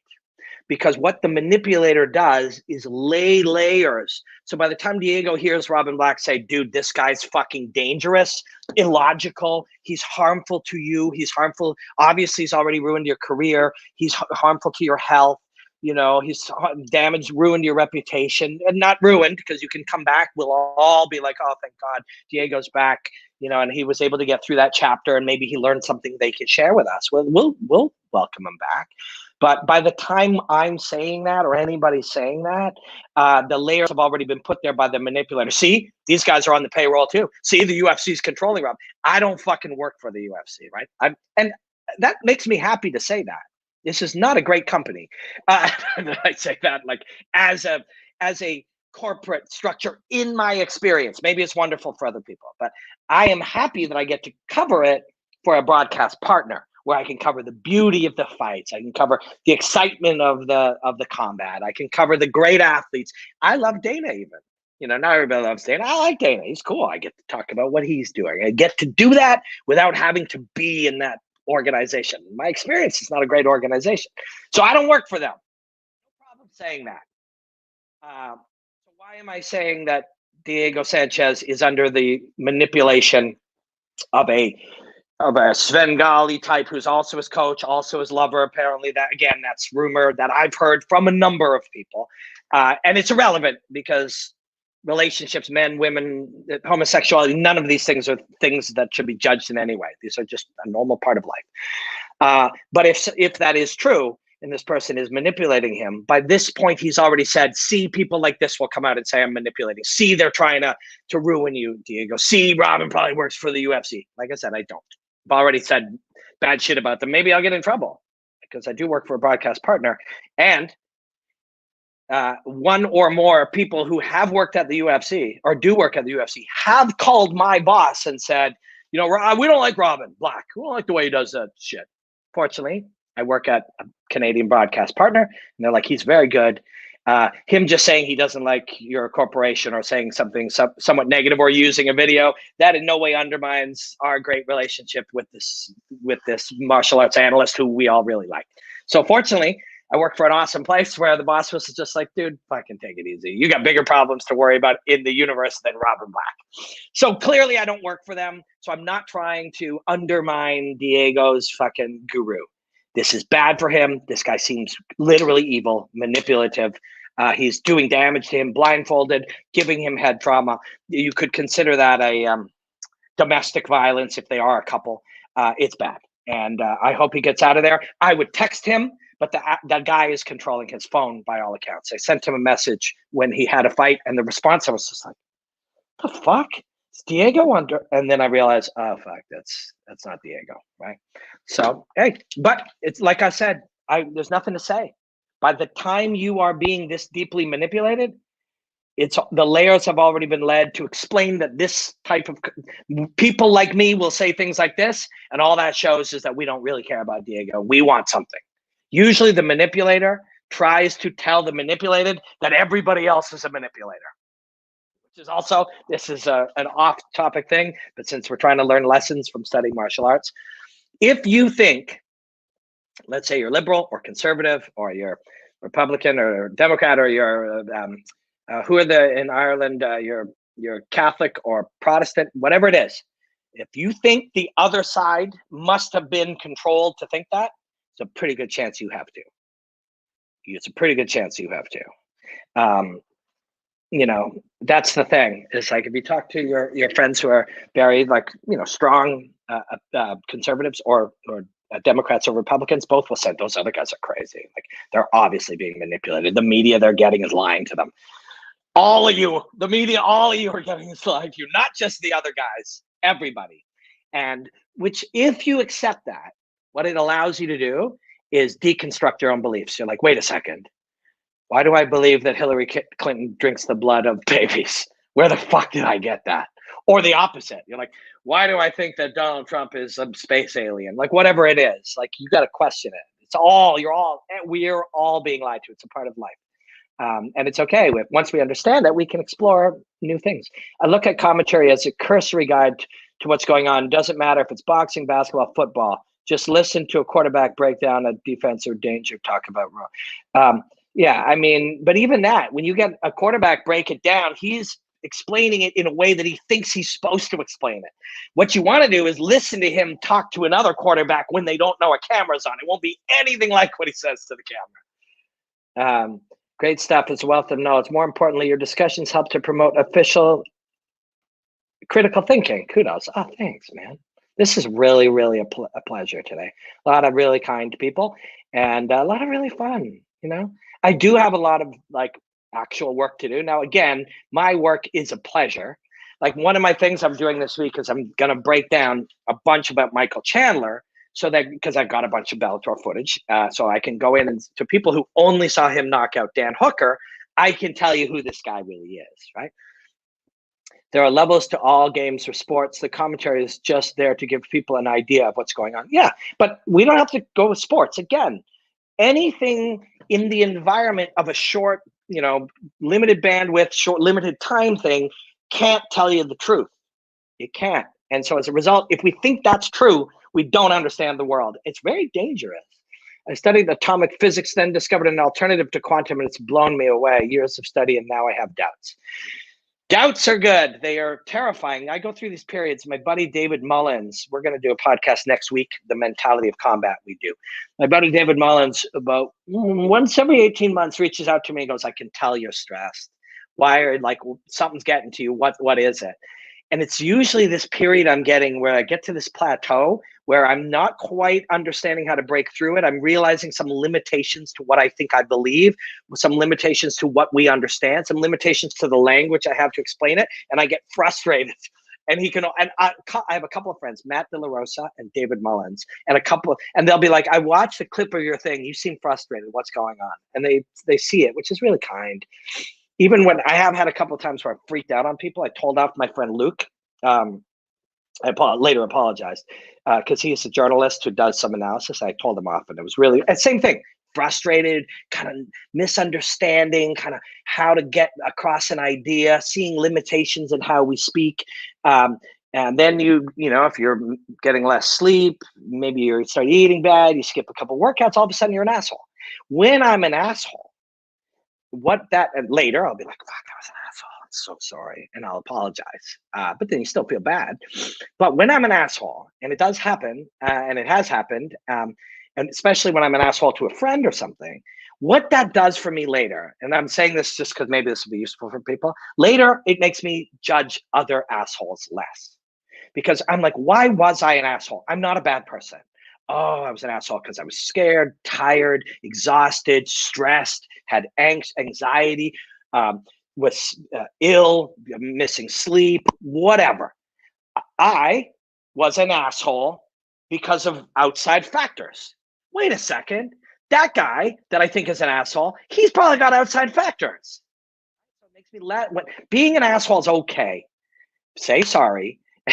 And then go back and look at yourself and go, if I was an asshole and there are reasons that I can identify that made me more of an asshole, then every asshole you encounter probably also has reasons. When somebody yells at you in traffic and leans out the thing, you say, go fuck yourself, you fucking asshole. That guy literally could have just lost his mom yesterday. Like that guy literally could have, his wife got fired, you know, his kid's sick. He's frightened about a corporate takeover that's happening in his company. Like he's got reasons he's an asshole. Just like when I'm an asshole, I have reasons, and so do you. It makes you more accepting of other people, I find. You think MVP finally gets some recognition? No, I don't think he will. Oh yeah, we were talking about the guy and his death punch. It's like the cancer punch. It's like, yeah, what if the death punch kills you in 6 years? I don't know. Thoughts on the fight IQ of John Jones versus the power of Ngannou? All right. I don't know if you're still here, but we're going to go. I'm not going to be mad. I'm going to try to use this as a learning moment. But both of those things are not real things. Fight IQ is a simplification of a very complex 100, 200, 700 different things. It's good for TV. Hey, what about this guy's fight IQ? But what about this guy's power? You just gave me a TV question. Hi, Joko Jink. I don't know if you're still here. I'm not mad at you. We're using this as a learning thing. We don't need to do that. Now, when I tell you, wait a second, power is not something, Ngannou doesn't have power. Ngannou expresses power or channels power or harnesses power. He does that through skill. He does that through movement. Athletic movement is also a skill that he's every guy who's big and strong like Ngannou doesn't punch like Ngannou. Why? Because it's a talent, it's a skill, it's a developed ability. And fight IQ, of course, is a thing we do to simplify for TV and other short form entertainment, to be able to take a simple idea, but really, how you learn during the fight, how you are able to gather information, how your decision making works, how you train, how you analyze moments, how you adapt. These are hundreds of different skills, hundreds of different abilities, all having them in various quantities, all that are changed dependent on how much you've trained and how much you've prepared in your mental state. So these things, that's a TV question, and we can dispel of those now. If there's a question that you've ever heard, or a thought you've heard, or a phrasing that you've heard in a post-fight television environment, it's probably useless. And it's what we call commodified. It's been beat to such death that it has no real meaning anymore. And I loved martial arts. And I used to say I hate sports. I don't hate sports now. TSN, where I work in Canada, is such a cool environment. And the people are among my favorite people in the world to work with. And they are sports people. And so I've learned a lot from them. And I've become a lot less judgmental in general. But sports television, news television, entertainment television, any of these things, they speak in code. And the code is limiting to our understanding. It doesn't make us understand more. If you watch a UFC pre-fight or post-fight show, or after an NFL game, you don't understand more. You understand less.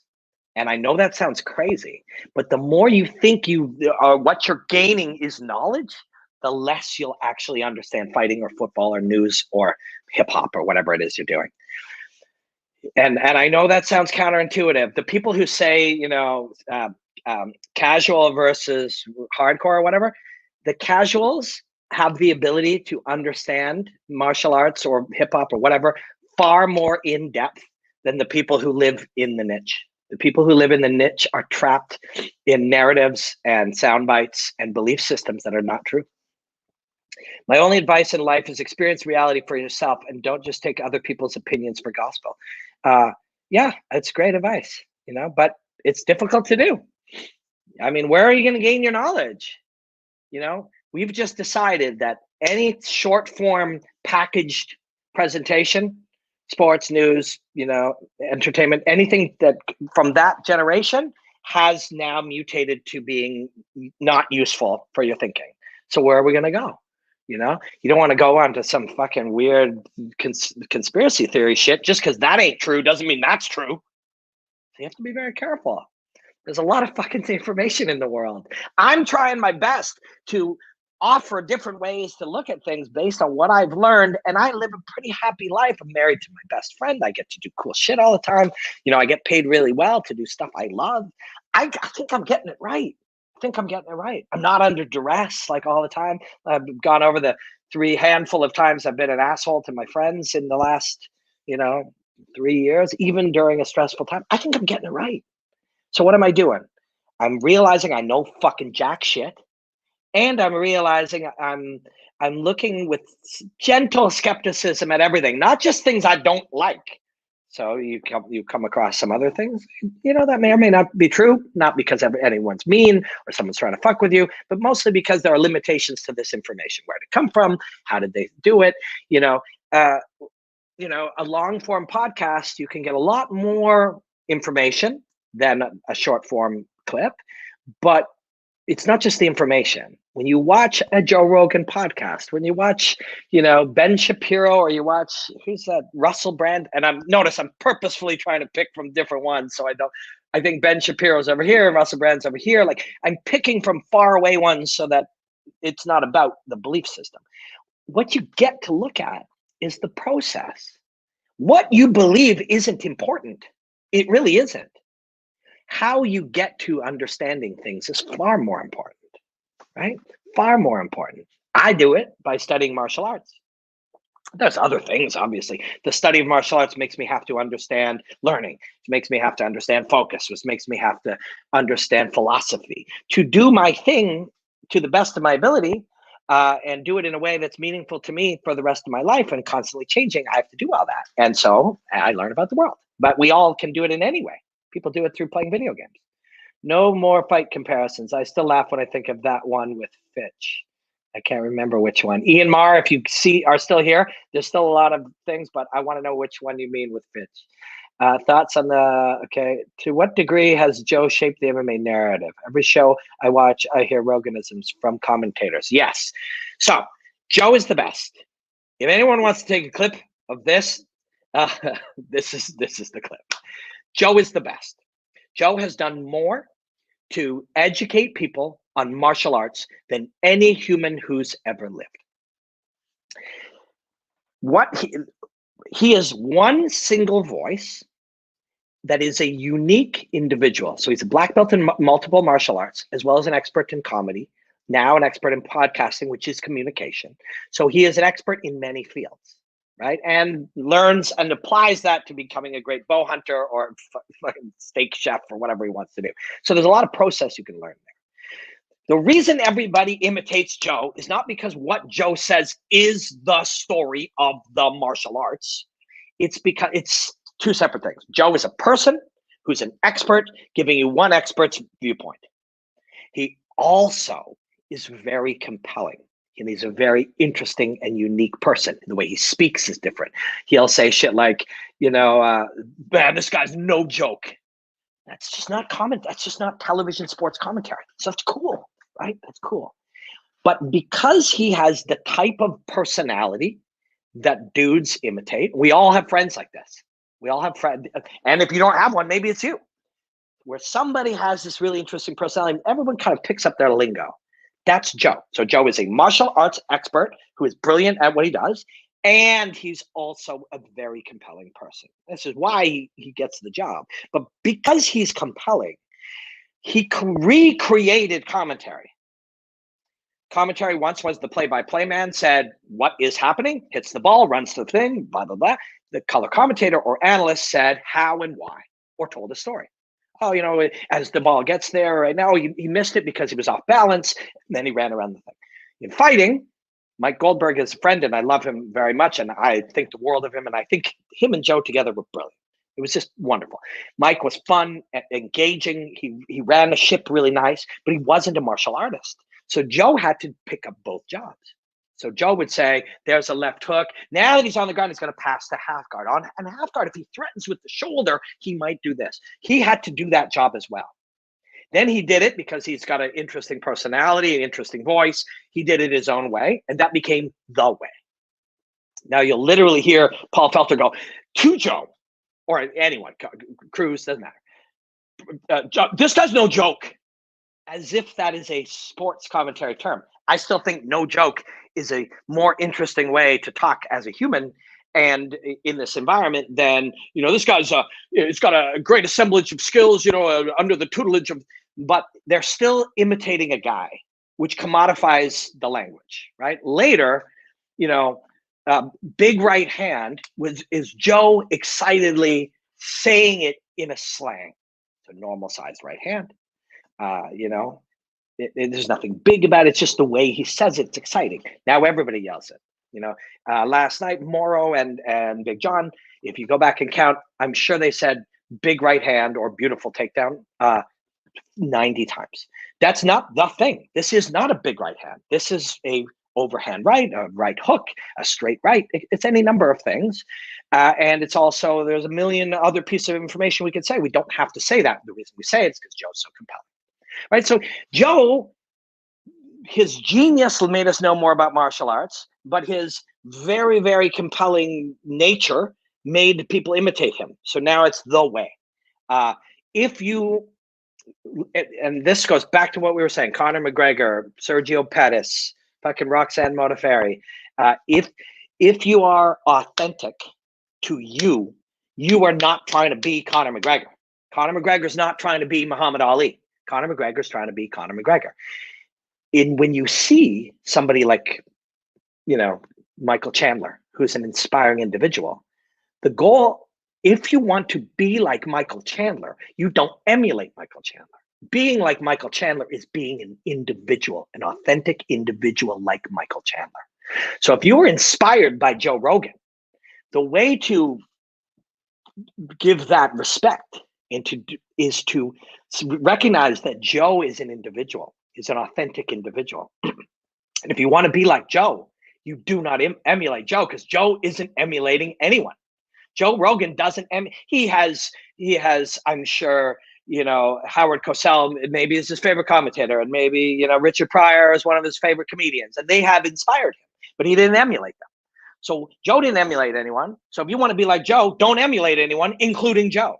So being more of an individual, but that's not what happened. Instead, the cadence, the timing, Daniel Cormier, Michael Bisping, they are the Daniel Cormier, and I love those guys.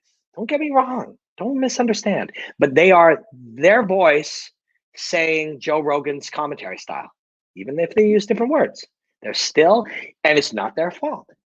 The machine, the machine that creates commentary in football or baseball or fighting or news or politics or hip hop, the machine creates expectations. So when the person sits down and they put on their suit, they get that voice going, all right, oh, here he is, throwing the double jab, oh, right now he can just defend the guy. I'd like to see him throw someone. And they just do what they think subconsciously they're supposed to do. So Joe is the biggest piece that has shaped how the UFC, and as a result, Bellator, one championship, every small show. Joe, and the way he did commentary as a unique individual, rather than people going, look at that unique individual doing commentary. Maybe I could be a unique individual. I'm a unique individual. They all subconsciously said, look at that unique individual doing commentary. Let's all do commentary just like that. And of course they're different, but it's the same cadence, the same timing, the same rhythm, the same this to that. We cut to the post show. There's a guy at a desk. That guy says, "Oh man, unbelievable thing. Title changed hands tonight. It was a third round knockout. He got the job done. Well, maybe they're going to run it back. Let's go to our guy right over here. Oh, it was a beautiful performance. There's fireworks in that thing. He really tried to get that jab going. Then he implemented the takedown, and they all just kind of snap into it. And it's once you're in it, it's very fucking difficult to be yourself.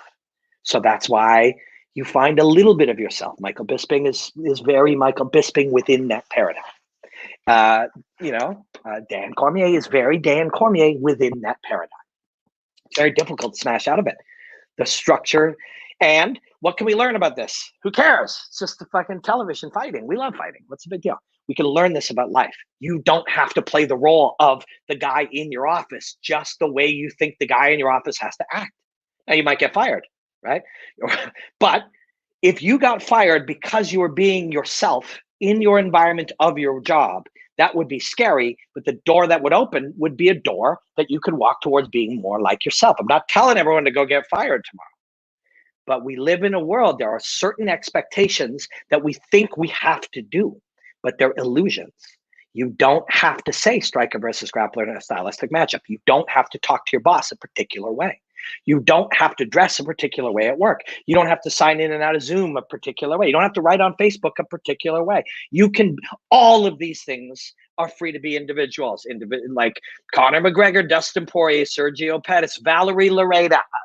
These fighters today that I made that little list and I was looking at them, they're all different than each other in the way they act, the way they talk, the way they fight, the way they train, the way they post, the way they share information about themselves. They're individuals, right? You don't have to fit a thing. Wasn't decision to make Chandler versus Oliveira as a title fight was stupid on UFC's behalf. We at TSN, we're doing a piece on it this week, and the word that came up in conversation was, is this a placeholder for the title? And I get it. Conor McGregor and Dustin Poirier and, Justin Gaethje, these guys make sense, right? But this is the title fight to make. And if they're the wrong guys, which I don't think they are ultimately, but if they were, well, somebody else will fight them and that'll be the end of that. Somebody will fight the winner. The next guy will be the right guy. Chandler, for God's sake, defeated by a featherweight in Bellator. Yeah, because fighting is not perfect. I'm doing a Chandler piece. It'll be out this week on my Instagram at Robin Black Martial Arts. You'll see that Bellator is legit. And sorry, Chandler is legit. Chandler's fucking legit. Do you follow Du Ho Choi? Of course I do. If you go on YouTube and you put in Robin Black Du Ho Choi, you'll see a bunch of breakdowns I did. I broke down him and Cub Swanson. I went to Seoul, South Korea, to analyze Du Ho Choi in the gym. I flew to Seoul and sat down and analyzed his work and chatted with him and interviewed him and trained with him. It was really cool. Canelo or Sanders? Oh fuck, I don't know, but Canelo's tough to beat, and I think it's a smaller cage or ring too. Tony Hawk was the first to pull off a 720. Yeah. So, but that was back to when we were talking about how quickly things change. 720 is impossible. No one can do it. One day a guy did it. Now it's a normal thing. 4-minute mile. I said 5-minute mile earlier. 5-minute mile is very achievable. 4-minute mile, impossible. No human will ever do it. Now they do it all the time. Right? What's your opinion on Triller in the way of promoting fights? Do you think the Jake Paul thing is good or bad for combat sports, and why? I don't think it's good or bad. I don't know what good or bad is necessarily. Go into a forest and find me a good tree or a bad tree. It's all just through our perception. Pretty, beautiful, ugly, good, bad. I mean, there's clearly bad. Hitler's bad, right? Hurting children is bad. Like there is good and bad.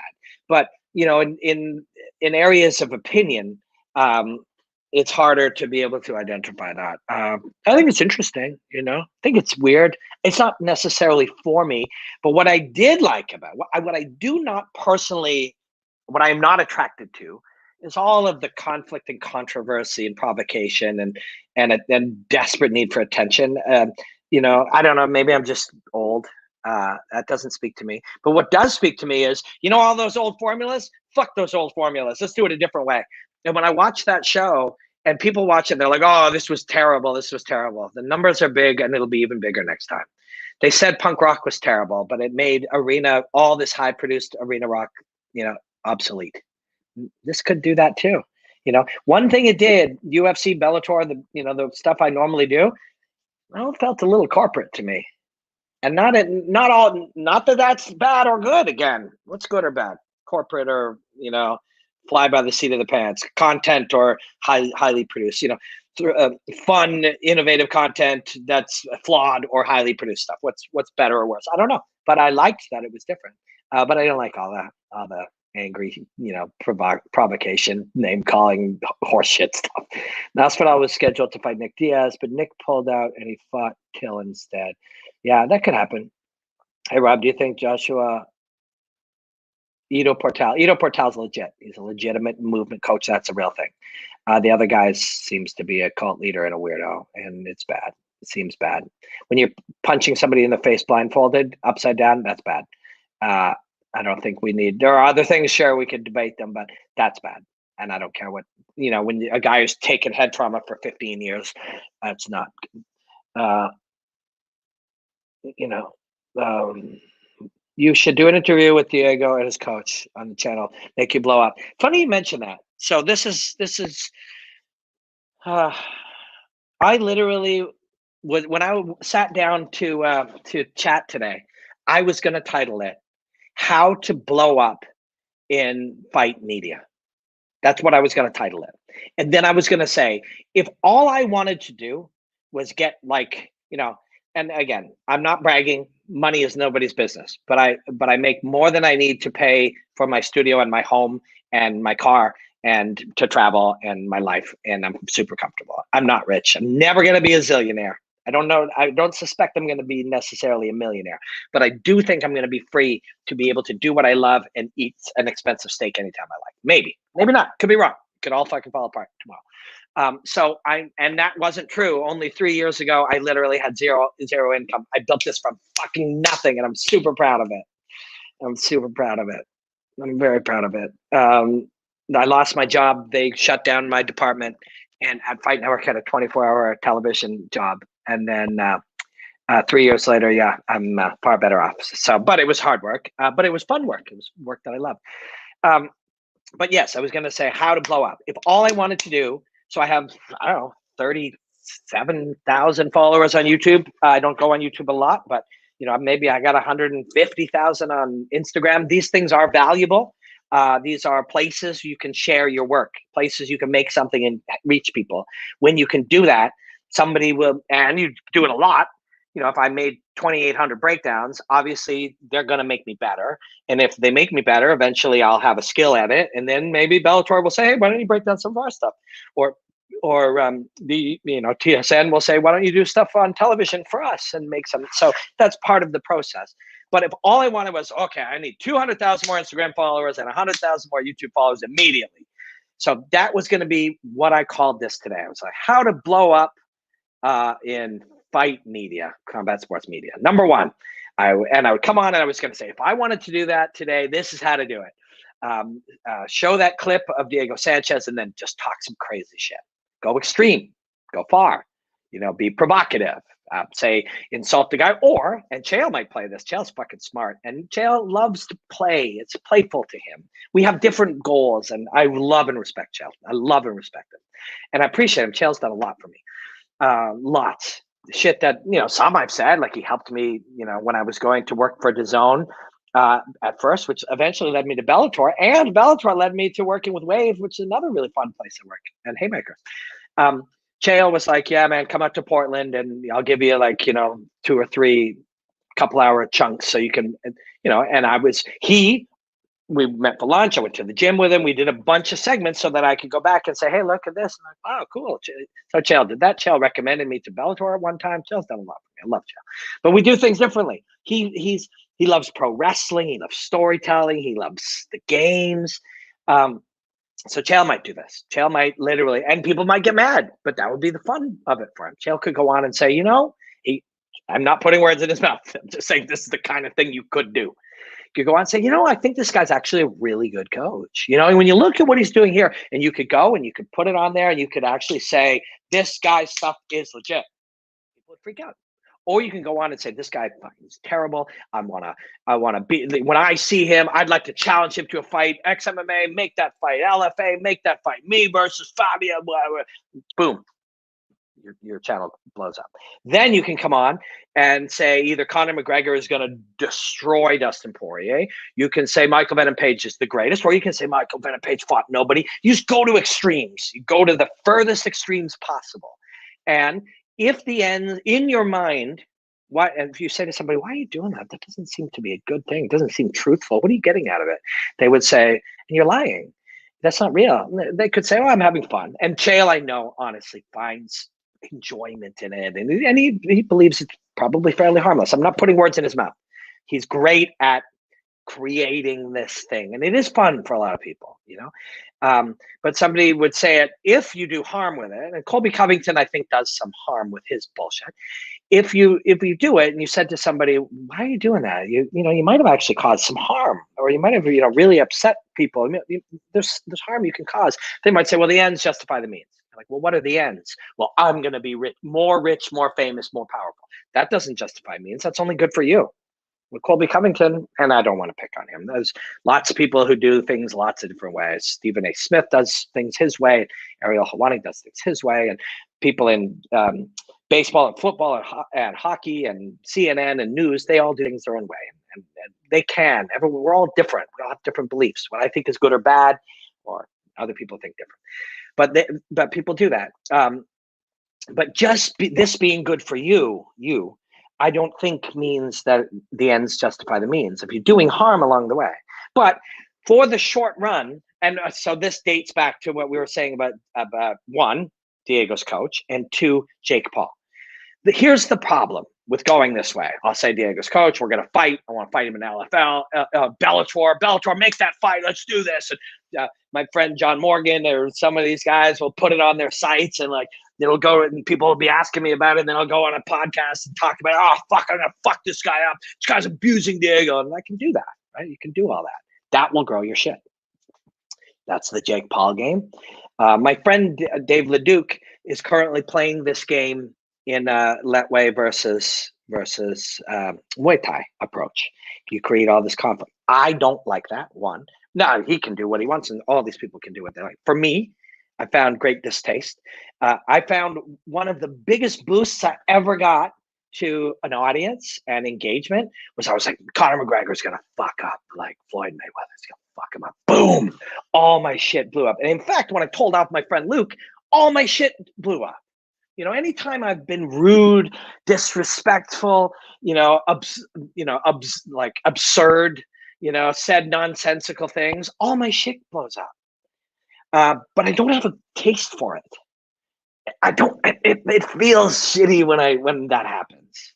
Because if all I wanted to do was grow my shit, I just tell off all my friends. Because when I fucking told off my friend Luke, all my shit was growing. I was engaged everywhere. I was fucking people making cartoons out of me.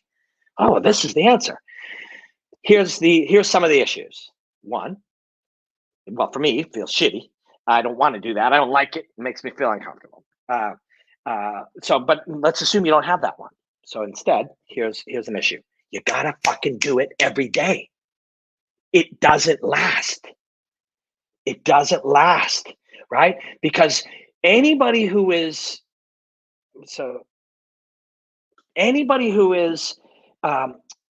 attracted to this type of, oh shit, did you hear what Robin Black said? Oh fuck. Oh.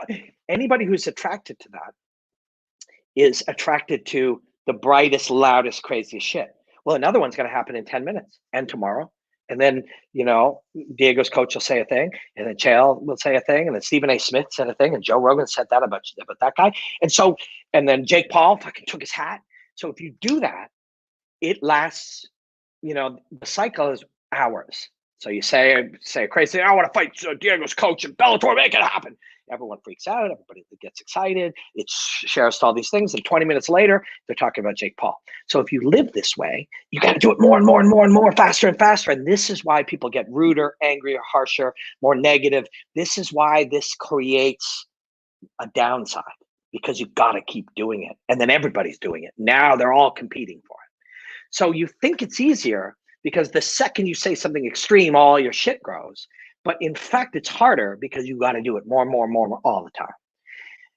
For me, and again, this goes back to the very root of today's discussion. We're talking about authenticity.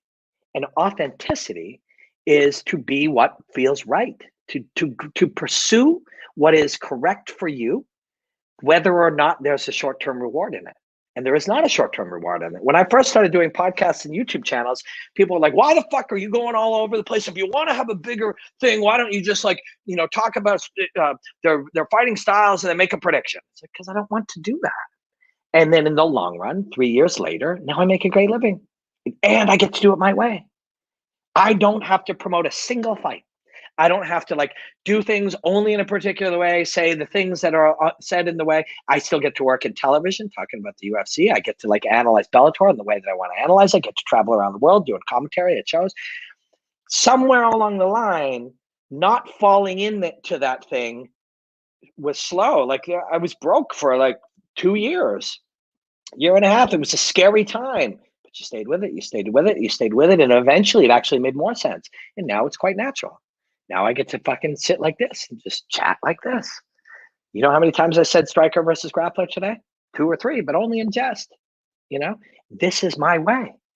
And I found it by being authentic, by just continuing on. I didn't say the crazy shit. When telling off my friend Luke got me a lot of attention, I didn't go, well, maybe I should tell off fucking somebody else tomorrow. Maybe I should call out Jake Paul. Maybe I should, maybe me and the schmo should create a beef. Maybe because you could easily do that. Hey, wait a second. Evan says this is the way to grow my shit. Okay. Call out the schmo. Flirt with Helen, his schmo's girlfriend. Whatever nonsensical bottom level shit would work. And in the short run, it would. But in the long run, this worked out a lot better. So, when it comes to combat, Robin has his shizzle. It's unfortunate that you limit your knowledge, learning capacity, and put trust in those who don't have our best interests in heart. I'm guilty of this too. We all are. We're all guilty of this. You just do your best. Just do your best to keep learning. But yes, so over time, if you were, and so again, I was going to call this how to break through or pop, or in fighting. Wow, there's so many questions. I want to answer a lot of them. There were loads of guests popping in and out of our fight companion. I'm sure Big Militich was there too. I can't find it on your channel. Milicic didn't come in, did he? But yeah, you just got to do your thing. If somebody, so again, I was going to label it how to break through or how to pop or how to like explode in fight media. Somebody said to me now how to do it. I'd say, don't do these things. By the time everyone's going, see, the current thing today is to be provocative and controversial and rude and do the lowest level shit you can. Insult your friend's wife, insult their, say something about their kids. Like, why is Jake Paul now doing stuff related to Usman's kids? Because you got to go lower, or else it won't jump out. It's got to be more extreme, right? If somebody popped up now and said, well, the way to do it now is call people out and be rude, I'd say, no, you're too late for that. There's already 10,000 people doing that. Just think about, it was like I was saying, you don't play the news, you play the reaction. If the housing market is dropping, if you got to sell your house, you got to sell your house, but otherwise don't. Sit on your house. It'll go back up later. Buy a cheap house, right? It's the same thing. If everybody is insulting each other, everybody's being rude, everybody's being harsh, everybody is like being awful to each other, then go the other way. It might take 3 years, but you got 3 years. What the fuck are you doing now? If you're starting a YouTube channel or a podcast or something today, do the opposite, because it might not work yet, but one day it will, and you'll feel better about yourself anyways. Joe can be biased at times, rare occurrence, but it happens. Okay. All humans are biased. Bias.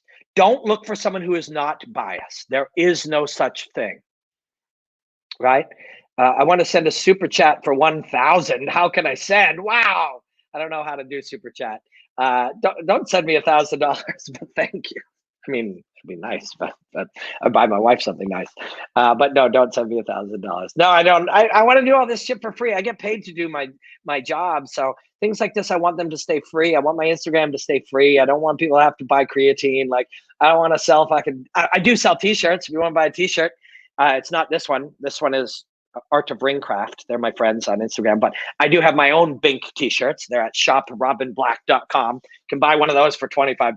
Don't send me $1,000. But yeah, I want my shit to be free, because I don't want anybody to tell me what I have to say. I don't want anybody to tell me how to say it. I don't want anyone to like have to pay to get it. I just want to fucking be able to hang and share ideas. Michael Bennett Page, when will he be in the UFC? I think it might depend on how Michael Chandler does as to these Bellator stars. These guys make more money. A lot of them make more money in Bellator. They do. I know that sounds surprising, and they have more freedom and they have less oppression. And I'm not saying it's, all large not all. Many large corporations are very oppressive by nature. It's just the nature of it. How come when it comes to commentary, Mauro Ranallo and Boss Rutan don't get mentioned? They were great in Pride. They were. Yeah, I love Boss. He's so cool. I was around him recently. I'll tell you about it soon. I can't yet. MVP would get destroyed in UFC. Oh, God. I don't even want to go there. We've discussed this. All the same fighters. They fight against each other. They coach with each other. MVP beat Paul Daly. MVP beat Shinso Ensai. Last night, MVP beat Derek Barbaric. Derek Barbaric could beat any top 10 UFC guy. It's just, don't let narratives shape your thinking. If you are just saying what you heard other people say, question whether or not you're saying you believe it just because people believe it. Time to train. Gotta go. Thank you for hanging, my friend. Joe is biased towards jiu-jitsu guys. Every human being is biased. It's not if someone's biased. It's how are they biased and why are they biased? And you just accept their bias. So I'm biased towards, training martial arts. Automatically, if I hear somebody has trained martial arts, I will have a bias of opinion that I'll think that they will know a lot of things. It may have had a positive influence in life. That may not be true. That's a bias. You just accept that bias. And so if you think Joe is biased towards jiu-jitsu guys, then you watch and enjoy his work with the knowledge that he's biased towards jiu-jitsu guys. Some people are biased towards tall people. Some people are biased towards, cake. Some people are biased towards the belief that the earth is flat. I mean, we are all biased. Humans are biased. I was going to see Chandler live next week in Houston. Enjoy the hostilities, my friend. That is awesome. You're very welcome. Joe exclamations after a knockout shaped the sport. Oh, he's hurt. Yeah. And people are like, no, he isn't. It's like, yeah, he is. They're always hurt. It's degrees of hurt, right? It's like when you throw a kick and I block it, I'm hurt. Smash into my arm. Take a baseball bat and smash it into your arm. Fucking hurts. You're always hurt, right? It's not wrong. He's not incorrect. Check out the interview of MVP on London Real. It was eye-opening to his philosophy. I will. They said rap wouldn't last. Yeah, they say a lot of things. They say a lot of things. Bellator 253 with Fitch Caldwell McKee. It was a great podcast. Thanks. That was fun. I'm crazy how long hip hop has been the most dominant music genre. It's crazy. Mike Brown and Mr. Thompson were there too. Yeah, that was a fun podcast. We're going to get to do that again soon. People lost money because Chael picked Thug Rose. So Chael picked it, so they went against it. Chael's the best. Floyd has to be getting hit at some point in camp. Why risk it at his age? Why risk it? So, okay, no skills, just skills. That is a question for him. So if we discuss it, we're discussing another person's thinking. If we ask him, he'll say, I love money and I want this money. Or he'll say, I'm bored and I think I miss it. I will only live once and I would regret not doing it. He'll tell you. He'd tell you. This is not a question for us. It's a question for him and he'll have answers. It's just business, Conor told Khabib. Yeah. So that's interesting. People will judge that. Conor said, it's just business. Why did Conor say that? Oh, he's trying to like get Khabib to like chill out. Yeah. At different times, he also says, whispers angry shit. He like goes into his face. Sometimes he tries to get them overlit. Sometimes he tries to like confuse them. It failed, but fundamentally, it's smart. Fundamentally, it's smart. If through my words or actions, I can influence your behavior in a way that benefits me, fucking rights you do that. That's fighting. These are the shit that where we sit back and we judge. I remember Ali, and I get along with Ali. And I've seen some things about the way he's been with fighters that have been very impressive in many ways. Not everybody likes Ali, and not anybody likes anybody. Not everybody likes Robin Black or fucking anybody for that matter. But Ali said that too. He's like, when you said that, you broke. No, when he said that, he was trying to down-regulate him. My AirPods are dying, so that will mean it will go to shitty sound soon. So that's a good hint to wrap. He was trying to down-regulate his emotional engagement. Yeah, smart. Khabib was fucking lit. Let's see if I can fucking calm him down. It didn't work, but it's a smart move. Robin Black, you and my boyfriend rekindled our love with MMA. So thank you. That's so cool. I'm glad you guys I'm glad, I'm super thankful that when I look on my platform, peek in on some of these things, I'm shocked by the percentage of women that consume my stuff. I'm pleasantly shocked because,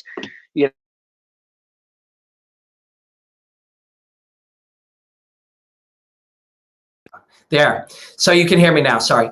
But yeah, I'm pleasantly surprised that we've got so many female consumers of my stuff. I don't think fighting is just for men. I think fighting is an art form, and I'm glad that we're able to reach all different kinds of people. What do you think about Jake Paul? Yeah, we talked about that. Oh, their brawl. Yeah, maybe it's real, maybe it isn't. It's all just selling stuff. And if it's real, you got grown men acting emotionally, which is like what it is. And if it's fake, you got grown men using modern ways of conflict and controversy to make money. Your opinion on fighting is super refreshing. Most people involved in combat sports have the strict old-fashioned way of thinking about everything. You seem more modern in terms of fighting. Thank you so much. That's such a cool thing to say. Who would win in a boxing match, Jake Paul or Thug Rose? Probably Jake Paul, because you just have to, hit her one time. But I cheer for Thug Rose, and I hope that fight doesn't happen. We can't have men hitting women in a context like that. He means 1,000 rupees. Well, thank you. It's kind of anybody to want to send me money because they like my shit. But the intention is that this will always be free. And it's rare. It's rare I get to sit for a couple hours and just hang out and chat with cool people. So thank you for that. The mercenary head-crushing, blood-spraying martial arts action by former, now on Amazon Prime. What's next for Dylan Dennis? I'm not jiving on Dylan Dennis as of late, but he's a great martial artist. What is the relationship between being a martial artist and a prize fighter? Is it a hard thing to balance? That's a great question. And yes, you can be a martial artist and not be a prize fighter. I mean, I don't fight anymore. And a lot of people eventually stop fighting or fight only sometimes.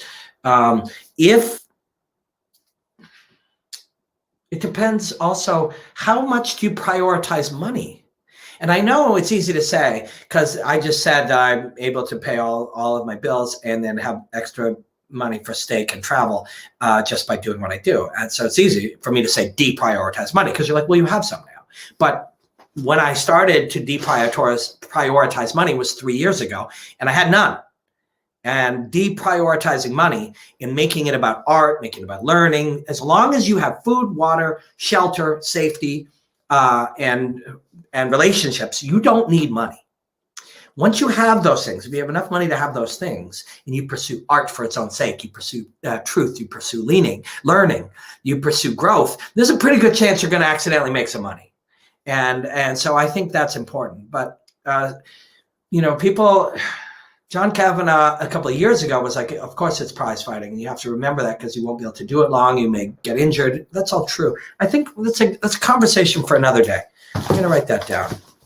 Prize fighting, relationship. That's a great thing to martial artists. That's a great topic. I'm going to make that an entire topic, probably, maybe tomorrow or Monday. Dude, I went upstairs 90 minutes ago for ganja and love. Come back and you're still going. The preacher of pain. Thank you. I mean, I hope your ganja and love was great. And you did the right thing. You did the right thing. Elite fighters beat each other. Promotions doesn't raise your general level of skill. No. And whenever anyone suggests that the UFC is better than Bellator, or Bellator is better than LFA or LFA, for the most part, they don't understand. These are all the same fighters and all the same coaches, and they just have different ways to make a living.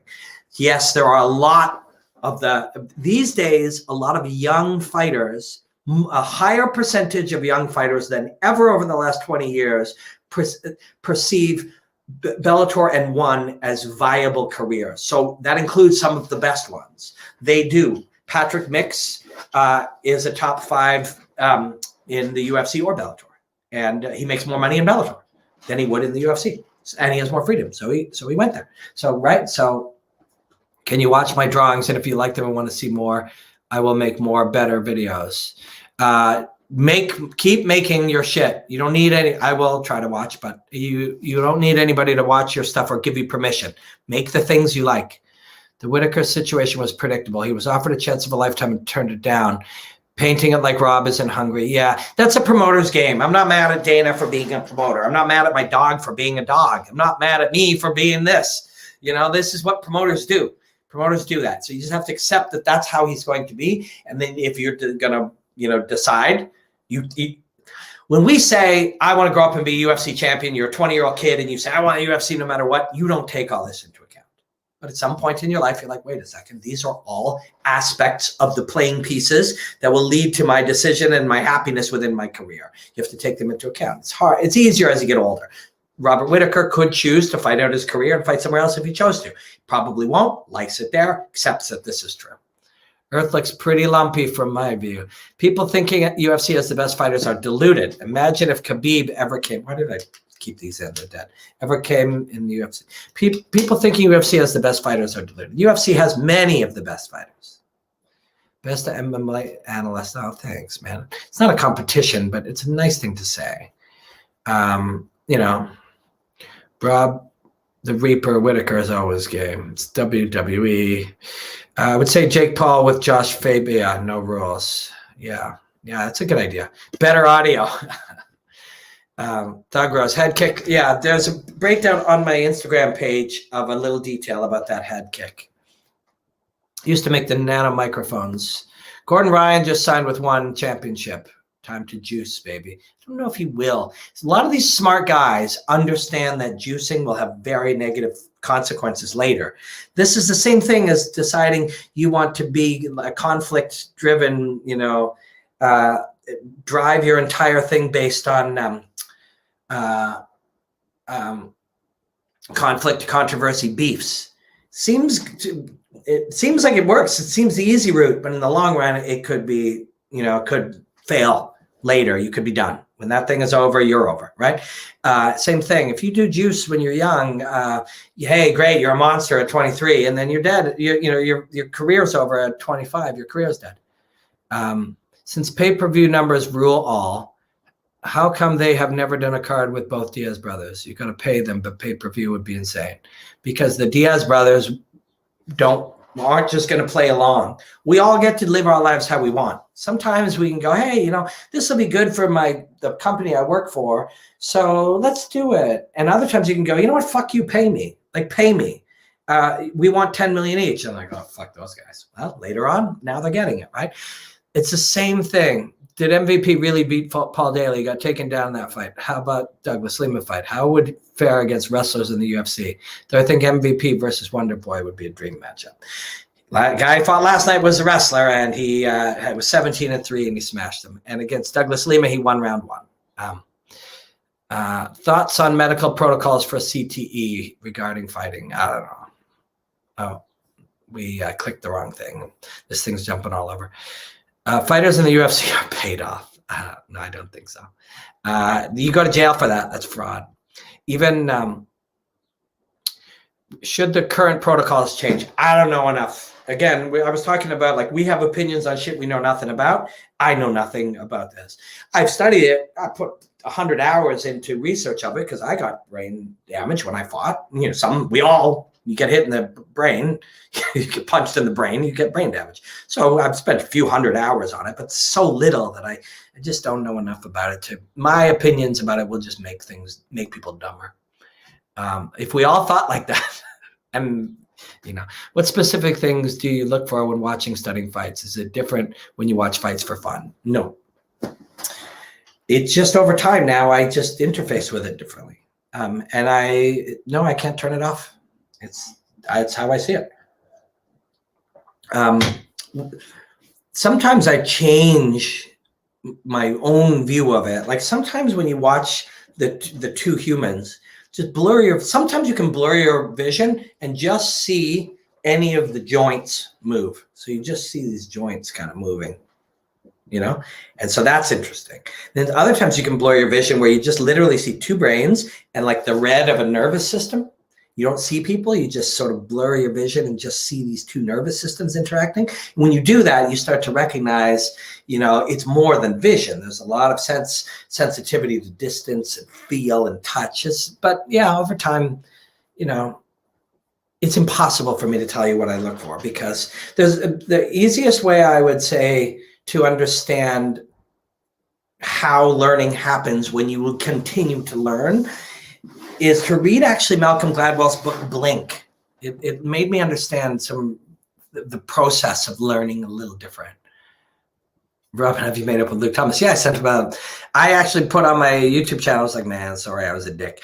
Or the Periscope or something. And then he wrote back, he was like, oh, yeah, man, you're a good dude, sorry. And I sent him a text or two.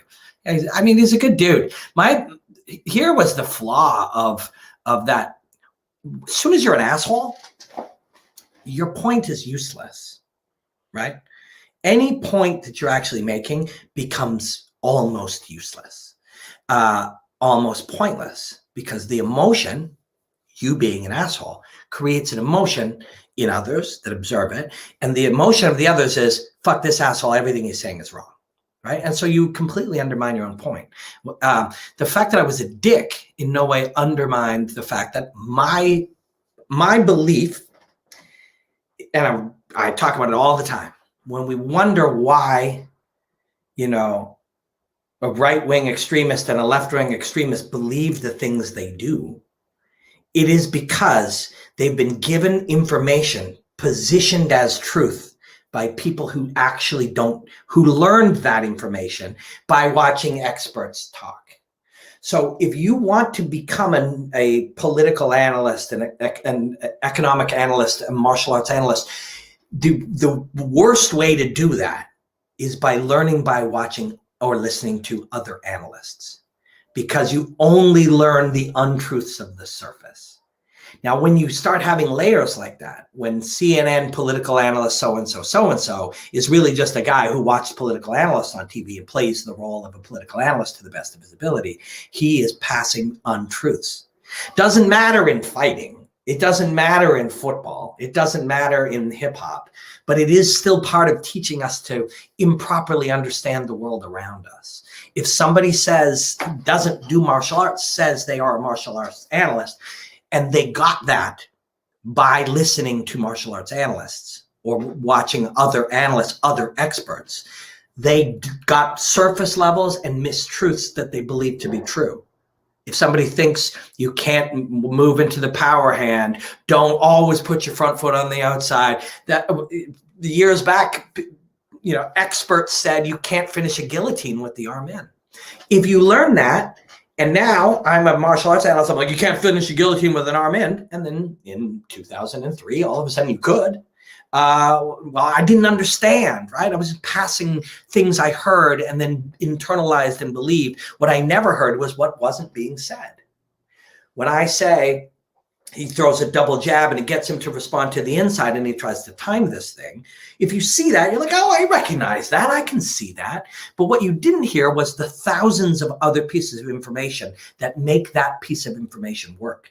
So now you just have a piece of information. You don't know where it came from. You don't know how it formed. You don't know how the jab works. You don't know what happens in the brain. You don't know how you learn it. You don't know what it looks like from your point of view when it's coming at. All you do is repeat what you heard. Those are my beliefs.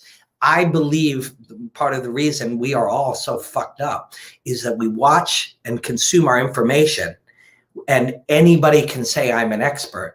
And if the primary way they became an expert was by learning from listening and repeating what they heard from other experts, we are weakening our general understanding of the world around us and causing a lot of problems. Q exists because of this very mechanism, right? But as soon as you try to say that, but you're an asshole, all of that is now moot. It's useless, right? So, but it's a good learning experience. If you have something that you think is actually of some value, you have to patiently find the right time and way to be able to express it in a meaningful and kind and generous and empathetic way, or else it's going to be thrown out anyways. It's going to be useless. It's going to be useless. And if your goal is to influence people and their thinking and their learning in a way that you think is positive, you got to learn how to do it in a way that's positive, or else people just completely dismiss it. So it becomes a part of the process. Over time, I realized my job isn't just to learn about martial arts. My job is to learn about how to explain a meaningful idea I got. That's as big a part of the job, And usually people in television in the old way, we did it the other way. First, we became great speakers in a way that we can make a presentation so somebody would pay attention to us. Then they would apply us a title. I'm an MMA analyst. Hi, I'm an MMA analyst. If you take a look right here, he's getting behind the jab. Now that pressure, he'll use that pressure to move his man back. Now what he does is using rhythm and timing, applying low kicks. And I just, I become a good speaker and then I just say some shit. I instead wanted to learn everything I could about martial arts, see if there was something worth sharing, and then I have to learn how to share it, or else it's useless. I can't share a good, what could potentially be a good idea if I'm no good at it. So it's a really weird, long process, but it's fun. I watched Whitaker and Adesanya card tripping on mushrooms. There were some interesting tangles that night, I can tell you. Sometimes chaotic and other times poetic. Yeah. I mean, finding different ways to see the world is a really, really powerful thing. So it's always interesting when you get to a point that someone's idea of a way to live their life is spending it being negative like that. You imagine watching somebody shit that you don't like for that purpose. You got to feel bad for someone like that. This is a lost way to live, right? So when somebody's rude to you on Twitter or Instagram or somewhere, you have to feel bad for them. Nobody living a good life is doing that, right? So something's not right there. And again, we were talking about being an asshole. When I'm an asshole, I realized there were some other things that added to that. I was tired, I was scared, I was, anxious, I was unhealthy, whatever. somebody else who's being an asshole to you on Twitter or something, there's something not going on well with them, right? Like nobody whose life is killing it is doing that, right?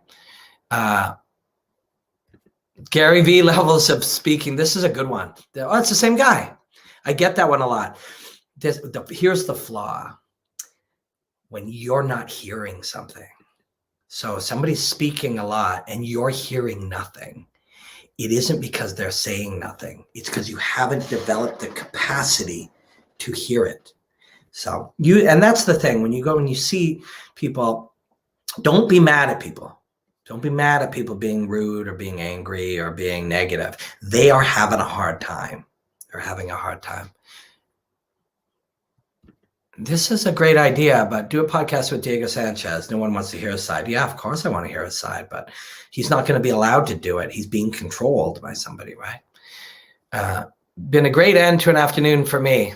Started watching from the start when I was making mac and cheese for dinner. Cheers, Robin. Thanks to everyone. It's been a blast. Remember to hit the thumbs up. Thanks, man.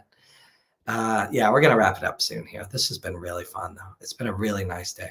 Do you think Stipe should get a rematch, considering he won the first fight in the big cage? None of that matters. I'm saying that with acceptance. Big cage, got KO'd in the smaller cage. We put value in that, but the UFC does not. So when we go to, does this guy deserve this? How does this work? Why shouldn't that guy get a thing? Our reasons, this guy won, this guy lost, this guy, that was unfair, the ref did a bad job, big cage, small cage. None of those reasons are part of the thought process. They are part of our thought process, but the UFC's only thought process is what will make the most money, and this will not. So all of our other reasonings are not relevant. We want them to be. I wish they were. I'm not saying this is a good thing. In fact, I'm saying this is a bad thing. But we have to accept it. We have to live within it. Stipe has to live within it. He looks and goes, okay, got, big cage, small cage, Cormier 3 times. Like, I've earned this. It's like, man, well, not according to the reality of the world you live in. We could get mad about that, or we can just say, here's the reality. What do we do? I'm going to fight in a different way. I'm going to create a different thing. I'm going to retire. I'm going to, see if they'll release me. I'm going to take a year off. Like, you just work within reality of what's there. Who were some of your mentors growing up in the different careers you've had? Fighter, analyst, the man, grumpy guy is leaving a lot of grumpy shit. I've had Joe Rogan's a mentor. He's been a mentor, directly and indirectly.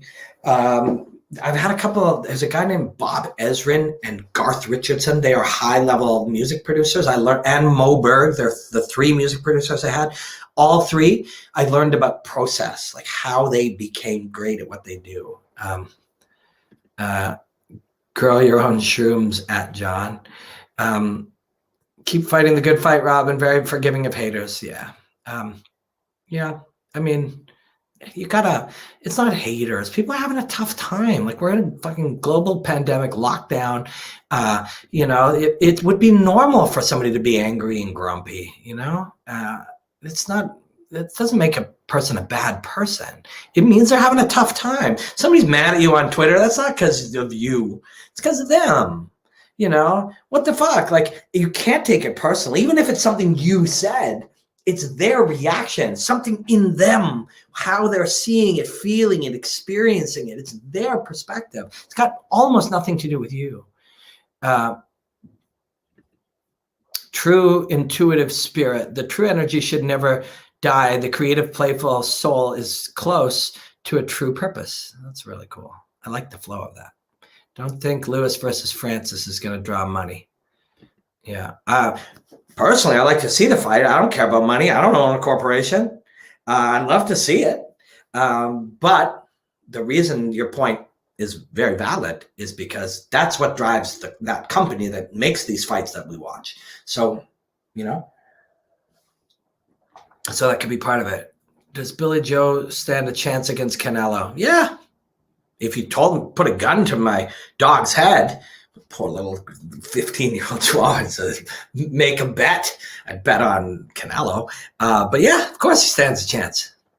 Diego wants to quit having Fabian as a coach. It has to be his own decision. The whole world could be yelling at him, but he has to realize it himself. This is all of us. But the tough part is when you have been controlled or you've been manipulated or you're down a wrong path, you have it's called a sunk cost fallacy, where you believe I've already gone this far, to go back now, I will lose something. You don't. It is never too late. When you're on the wrong road, it is never too late to turn back. Never. And some good stuff here. Never stop learning, never stop feeding the mind and soul. UFC heavyweight division is pretty much done. Yeah, but new people come. We'd love to see you and Dan Hardy do a breakdown together. If you go on YouTube, there's 1 or 2 times we've hung out back in the old days, 2014 or 15 in my old studio where I used to work. We are in a very, not everyone's going to love you. If I hated you, I just wouldn't watch. Yeah, I know. And the fact that you're still here is actually cool. And you did hear, I know you heard what I said. It's like being grumpy. It's not your fault. Fucking the world's stressful and weird. Like it's a weird fucking world we're living in. If you're having a tough day or you're down about it or grumpy about it, that's why I didn't get mad. It's very normal if you're like, this guy sucks. I hate this guy. Well, you don't hate me because you're still here. And that's why I was kind, because I found if you're fucking kind, sometimes people are like, yeah, I'm being a bit of a grump. Sometimes you perk somebody up. If you perk one fucking person up for real, take a little effort, perk one person up. That person can perk up, hold the door for somebody else, be kind to a Uber driver. Like, you never know what you can do by doing that. You never know. We're gonna sign off here in just a second. Food for thought. It's a blessing. Why are UFC fighters losing in one? Because they're all the same. They're just fighters. They're just fighters. They're all the same fighters. Doesn't matter where they go. All the same fighters from the same pool with the same coaches and a small variety in the knowledge. You think UFC will bring in one-style hydration tests? Nope, I don't. Because it costs too much money and time and it's too risky for them. They won't do what's best for the fighters specifically unless there's other benefit. They won't just sacrifice, lose time, money, control to benefit someone else unless there's benefit in cost, money, profit. And I'm not mad at it. I'm not judging it. I could say the same about Amazon. This is not an insult to this company. It's just a reality of corporate America. Aaron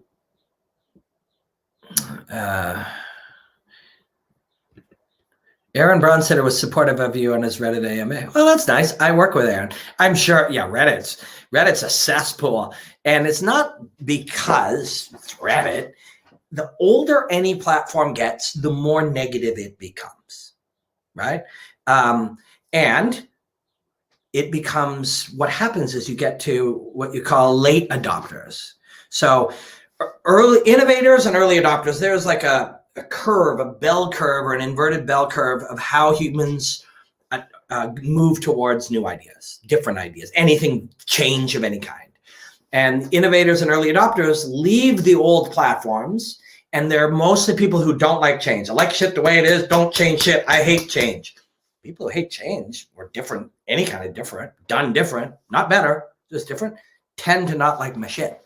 My shit wants to challenge status quo. My shit wants to fuck with formulas. That's who I am. I'm not trying to be a dick.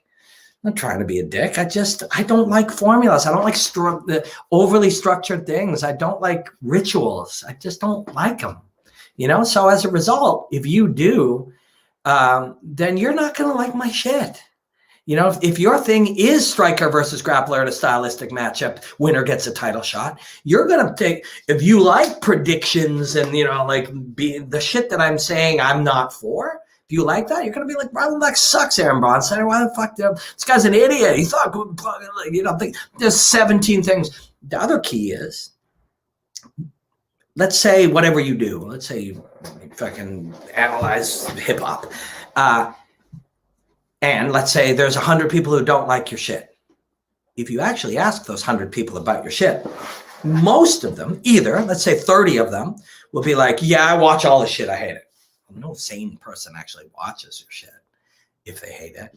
It's just how they like to interact with it. They like to interact with it from a yelling at it standpoint. The other 70 will be like, I haven't watched that guy's shit in 3 years. When he fucking said McGregor was going to yada, yada, yada, I fucking stopped watching that guy's shit. Oh, so then they don't actually know what you do. There's another reason to not take it personally, right? Do not take it personally if 100 people say, I hate your shit. 30 of them watch it, and the other 70 don't watch it. So they therefore don't know what it is. Now, maybe they don't change, but I change a lot. I made 1,000 breakdowns in the last 3 years, probably 1,200 if you include all my different jobs. I don't know about you, but if I do 1,200 or something, I become different. I learn, I change, I grow, I evolve. They may not. That's okay. They might have looked at 2 things of mine from 2018 and said, I hate this guy's shit. And they don't change, so they don't know I could change. Then they don't like it. They say they don't like it, but they don't know what it is. Or they say they don't like it, but they do watch it. Those are the only 2 possibilities. They do know it, which means they watch, which means they like.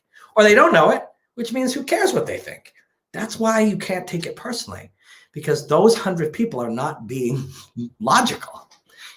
I hate fucking, Beyonce's sister's newest album. Yeah. When did you listen to it? I never listened to it. I don't know what she does. How the fuck could I hate Solange Knowles' album if I don't listen to it? And so we say, well, why don't you listen to it? Because I hate it. So, but you don't know, you've never listened to it. No, I know. I think I know enough about Solange Knowles to know I hate it. That's what people do with Chael Sonnen or Stephen A. Smith or, whoever. That's what they're doing with your shit. It's not logical. It's not about you. It's about them, right? So it's nice of Aaron, though. But again, and Aaron's not going to go into it in that detail, but what I just said is the truth. People can either know it or not know it. If they don't know it, who cares what they think? It's not logical. If they do know it, it's only because they watch it. And if they watch it, how bad can they hate it, right? Serious question, Robin. What's your opinion on MMA analysts that have never done any martial arts? I think we were talking about that a lot. It's not real, right? We talked about this a lot earlier. It's not real. That's true of any kind of analyst, It's a critic. It's just all we're doing is misusing a word. Film critic, somebody who doesn't work in films. What they are critiquing is how that film affected them. That's truthful. So what's your critique of the film? Well, when I saw it, I was frightened, I was angry, I didn't like it, I was bothered by these people, didn't like that actor. Someone to critique something is to talk about their experience with it. So if you don't do martial arts, you can critique it. Oh, I thought that fight was boring, whatever, but you can't analyze it. You don't know martial arts. How can you analyze something you don't know, And if you try to analyze a film and you don't make film, the way you will become a film analyst is by consuming film analysis. You cannot learn to be an analyst by consuming someone's analysis. You can learn to be a consumer because the film analyst, when they say, I think this film is a film noir, it's got a retro flavor, you can say that too. You can learn to now say that anytime you see a similar film. But you cannot, you don't know what that means. You don't have the thousands of hours of fingertip knowledge of what that is, right? So you can just emulate it. Should a patient critique a doctor, or should a doctor take a doctor to critique? A doctor should critique a doctor. However, a patient should critique their experience with a doctor. Patient be like, I saw this doctor, I didn't like him. He bothered me. He prescribed me the shit. I don't think it was correct. The patient can critique their experience with a doctor. Only a doctor can critique a doctor because fucking patients don't know what doctors do, right? And it's the same thing.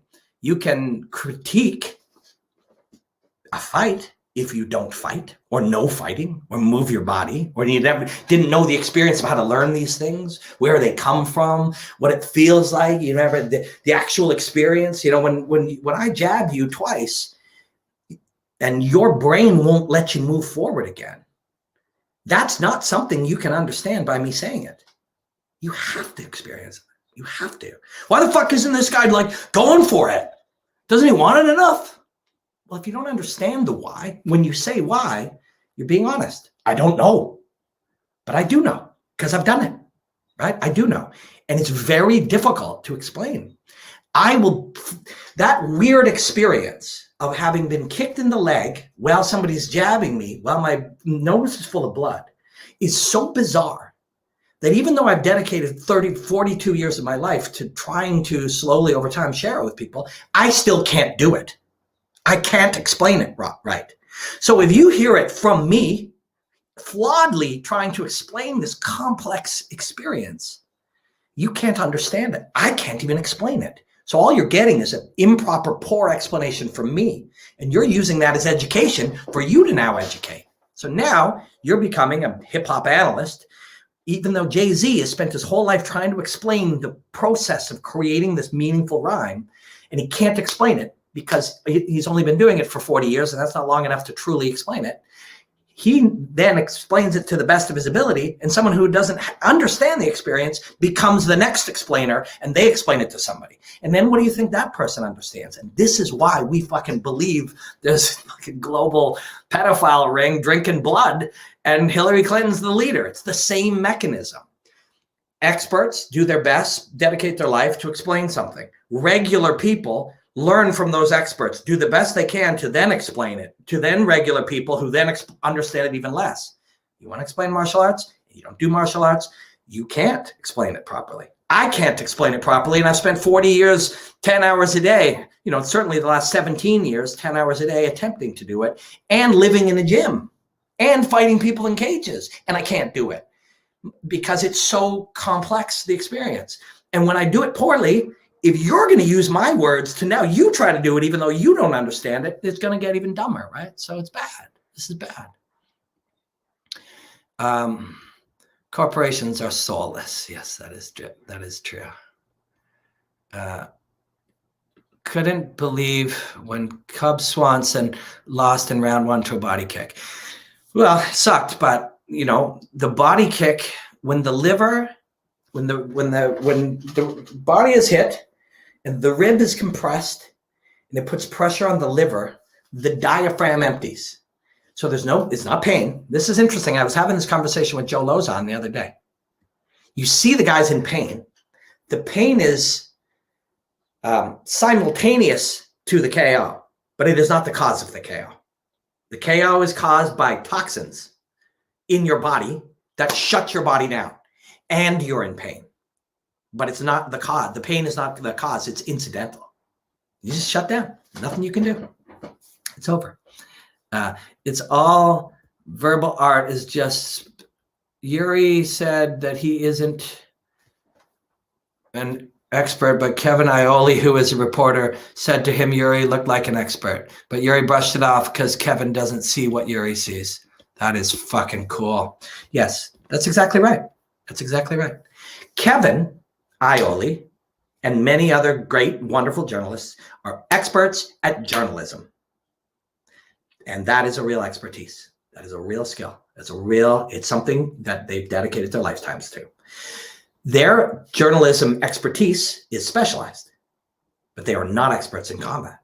And they can never be experts in combat. They can be experts in storytelling around combat. They can be experts they can critique it, their experience, but they will never be experts. And you're right. Kevin, brilliant journalist, will never, ever understand what Yuri is doing, experiencing, and Yuri's not expert. None of us are fucking experts. So somebody mentioned Cub Swanson. I had this chat with John Gooden, who's a very good friend and I like very much. And he was like, yeah, so Cub Swanson said, to be a journalist, which is not true, analyst, yes, but journalist, no. He said, wouldn't it be great if and this is how he really meant it, because I know him, and he typed it quick. He didn't think it was going to be a dissertation that influenced how people fucking debated, right? He said, basically, wouldn't it be cool if journalists, MMA writers had three amateur fights? He didn't specifically, he could have said 4, could have said 1, could have said none. He didn't fucking think it out. He just wrote a tweet, which is also what most people do when we're sitting there analyzing people's intent over a tweet that they just did quickly when they were going to pick their kid up. Right? Why we do that, I don't know. But as soon as I say it out loud, you're like, yeah, good point. We'll sit there and we'll she meant this. And really, she was trying to say, no, she fucking wrote a tweet, or he wrote a tweet. So Cub wrote a tweet. And my buddy John was like, yeah, that doesn't really hold up because, 3 won't be enough. And then, well, maybe you need a pro fight. And then maybe you need 4 pro fights. And I said to him, and he is my friend, I respect him, and he's great at what he does. And I said, well, you're making the point for him. And I'll just use my experience, which is limited. I only practiced martial arts for 40 years. I am only a purple belt in jiu-jitsu. I only had 9 professional fights. I only trained with 15 UFC fighters. I've only competed in, NAGA Worlds and the Pan American Games in jiu-jitsu. I've only been in the corner of a handful of people. I've only analyzed 2,000 fights. Actually, I've commentated over 500 cards, and with an average of more than 100, so more than 5,000 fights. So call it with analysis 10,000 fights. That's all. And with that limited amount of knowledge, what I understand is I don't know jack shit about what is possible to be known about martial arts. If that's true of me, what's it if you only had 3 amateur fights? What's it if you had 1? What's it if you had none? And yet we are going to speak, if you had just enough, you would have enough to know how little you know. And that's probably Cub's ultimate point. If you can't speak from a position of authority with only a handful of amateur fights, what the fuck would we be doing speaking from a position of authority with no fights, no training, no anything? We don't fucking know anything about it, right? We don't know anything about it. And that was his point, right? And that's the same, like this was a great thing. It's a really interesting idea. That's different. Most conversations people have at a surface levels, they don't dive deep into stuff or brush it off because the deep can disturb people. If somebody comes out and says this thing's way more complicated, you can either go, wow, that's cool. Really? How complicated? Well, you could read 16 books on it and still not understand it. Wow, that's revealing. I wonder what else in the world is like that. Wow, there's so much I could learn. There's an unlimited possibility of learning. Or you can be like, fuck you. I think I know that guy just kicked the guy in the head. It's not scientific. This is stupid. It's your choice. It's fucking red pill and blue pill, right? It's up to you. Reality is made in your own eyes through your lens. Yeah. What might be true for a sports journalist can never be true for a martial arts purist. Well, it's just different, right? The flaw, because, we get paid and we classify people as important, it became kind of cool to be an analyst. Fighters sit at the desk and be an analyst. Why wouldn't a journalist rather call themselves an analyst? It's way cooler. You get way more recognition. But you shouldn't do it because it's not true. You don't understand it. You're emulating analysts that came before you, right? But you see the desirable nature, and you see how they could convince themselves they're not doing any harm. If you can sit down with somebody who, says they're a, football analyst and never play football, and really show them how that mechanism is similar to the mechanisms that's happening on Fox News, MSNBC, and CNN that shapes thinking and actually shapes human behavior. If you could make them see that, they would immediately drop the charade. And they'd stop convincing themselves they know what they're doing. They would be like, holy fuck, I'm part of a problem. I'm part of a problem of misinformation that happens because people like the misinformers believe that they know enough to speak from a position of authority. But in doing so, they're passing on non-truths as truths and affecting the world around them. If you could show them that, they would stop. But it's very difficult. And you have to do it with kindness, and you have to find the right environment to do it. And this ain't it. This isn't going to convince anybody. This is real. If you are passionate about something, you start to see things you didn't see before. Yeah. I mean, the goal is to understand how little you know, because if you do that, then you'll still be able to continue to learn, right? You'll still be able to continue to learn. Being a fucking martial arts analyst isn't drawing lines on a thing when a guy moves the thing. You go, look, he slipped and then he did this. That's not at least how I see it. That's a stage in it. My goal is to actually try to go out into this world and try to find meaningful things within it, see what I can learn, distill those things, see what I can learn, and then find the language to share them in a way that is a benefit to somebody. Sometimes entertaining, sometimes helping with some knowledge, sometimes shaping thinking. This is what I'm trying to do. And thank you for letting me do it.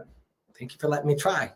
It's all part of the process, trying to learn as I go, and from mistakes and from practice and from trying and failing. And that's all any of us can do. We can look at each other's process. The beginning of my conversation today, McGregor, Chandler, Poirier, Paige Van Zandt. These are people on their path, doing it their way. And we're just trying to go in, and we're just trying to learn as we go, forge our path, do it authentically. And thank you to everybody for hanging with me. It's a long one, eh? Fucking 2 hours and 50 minutes. I think I just needed to brain dump today. So it was really, really, really wonderful that you let me do this, all you guys. I'll be back in a couple of days. This is a fantastic philosophical MMA podcast that is true to the art and not about the buzz and the noise to catch eyeballs. Only purists would do this stuff. Thank you. Thank you. Thank you guys so much. I'll be back in a couple of days, because this was real fun. What was the thing?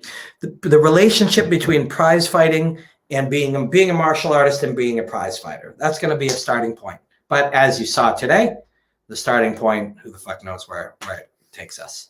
But I really appreciate you guys. Brushing off criticisms and opinions you think may or not be misinformed can be unhealthy too. We only have our own point of view. It's true. It's true. You have to just, you take in all kinds of stuff, and we're trying to learn.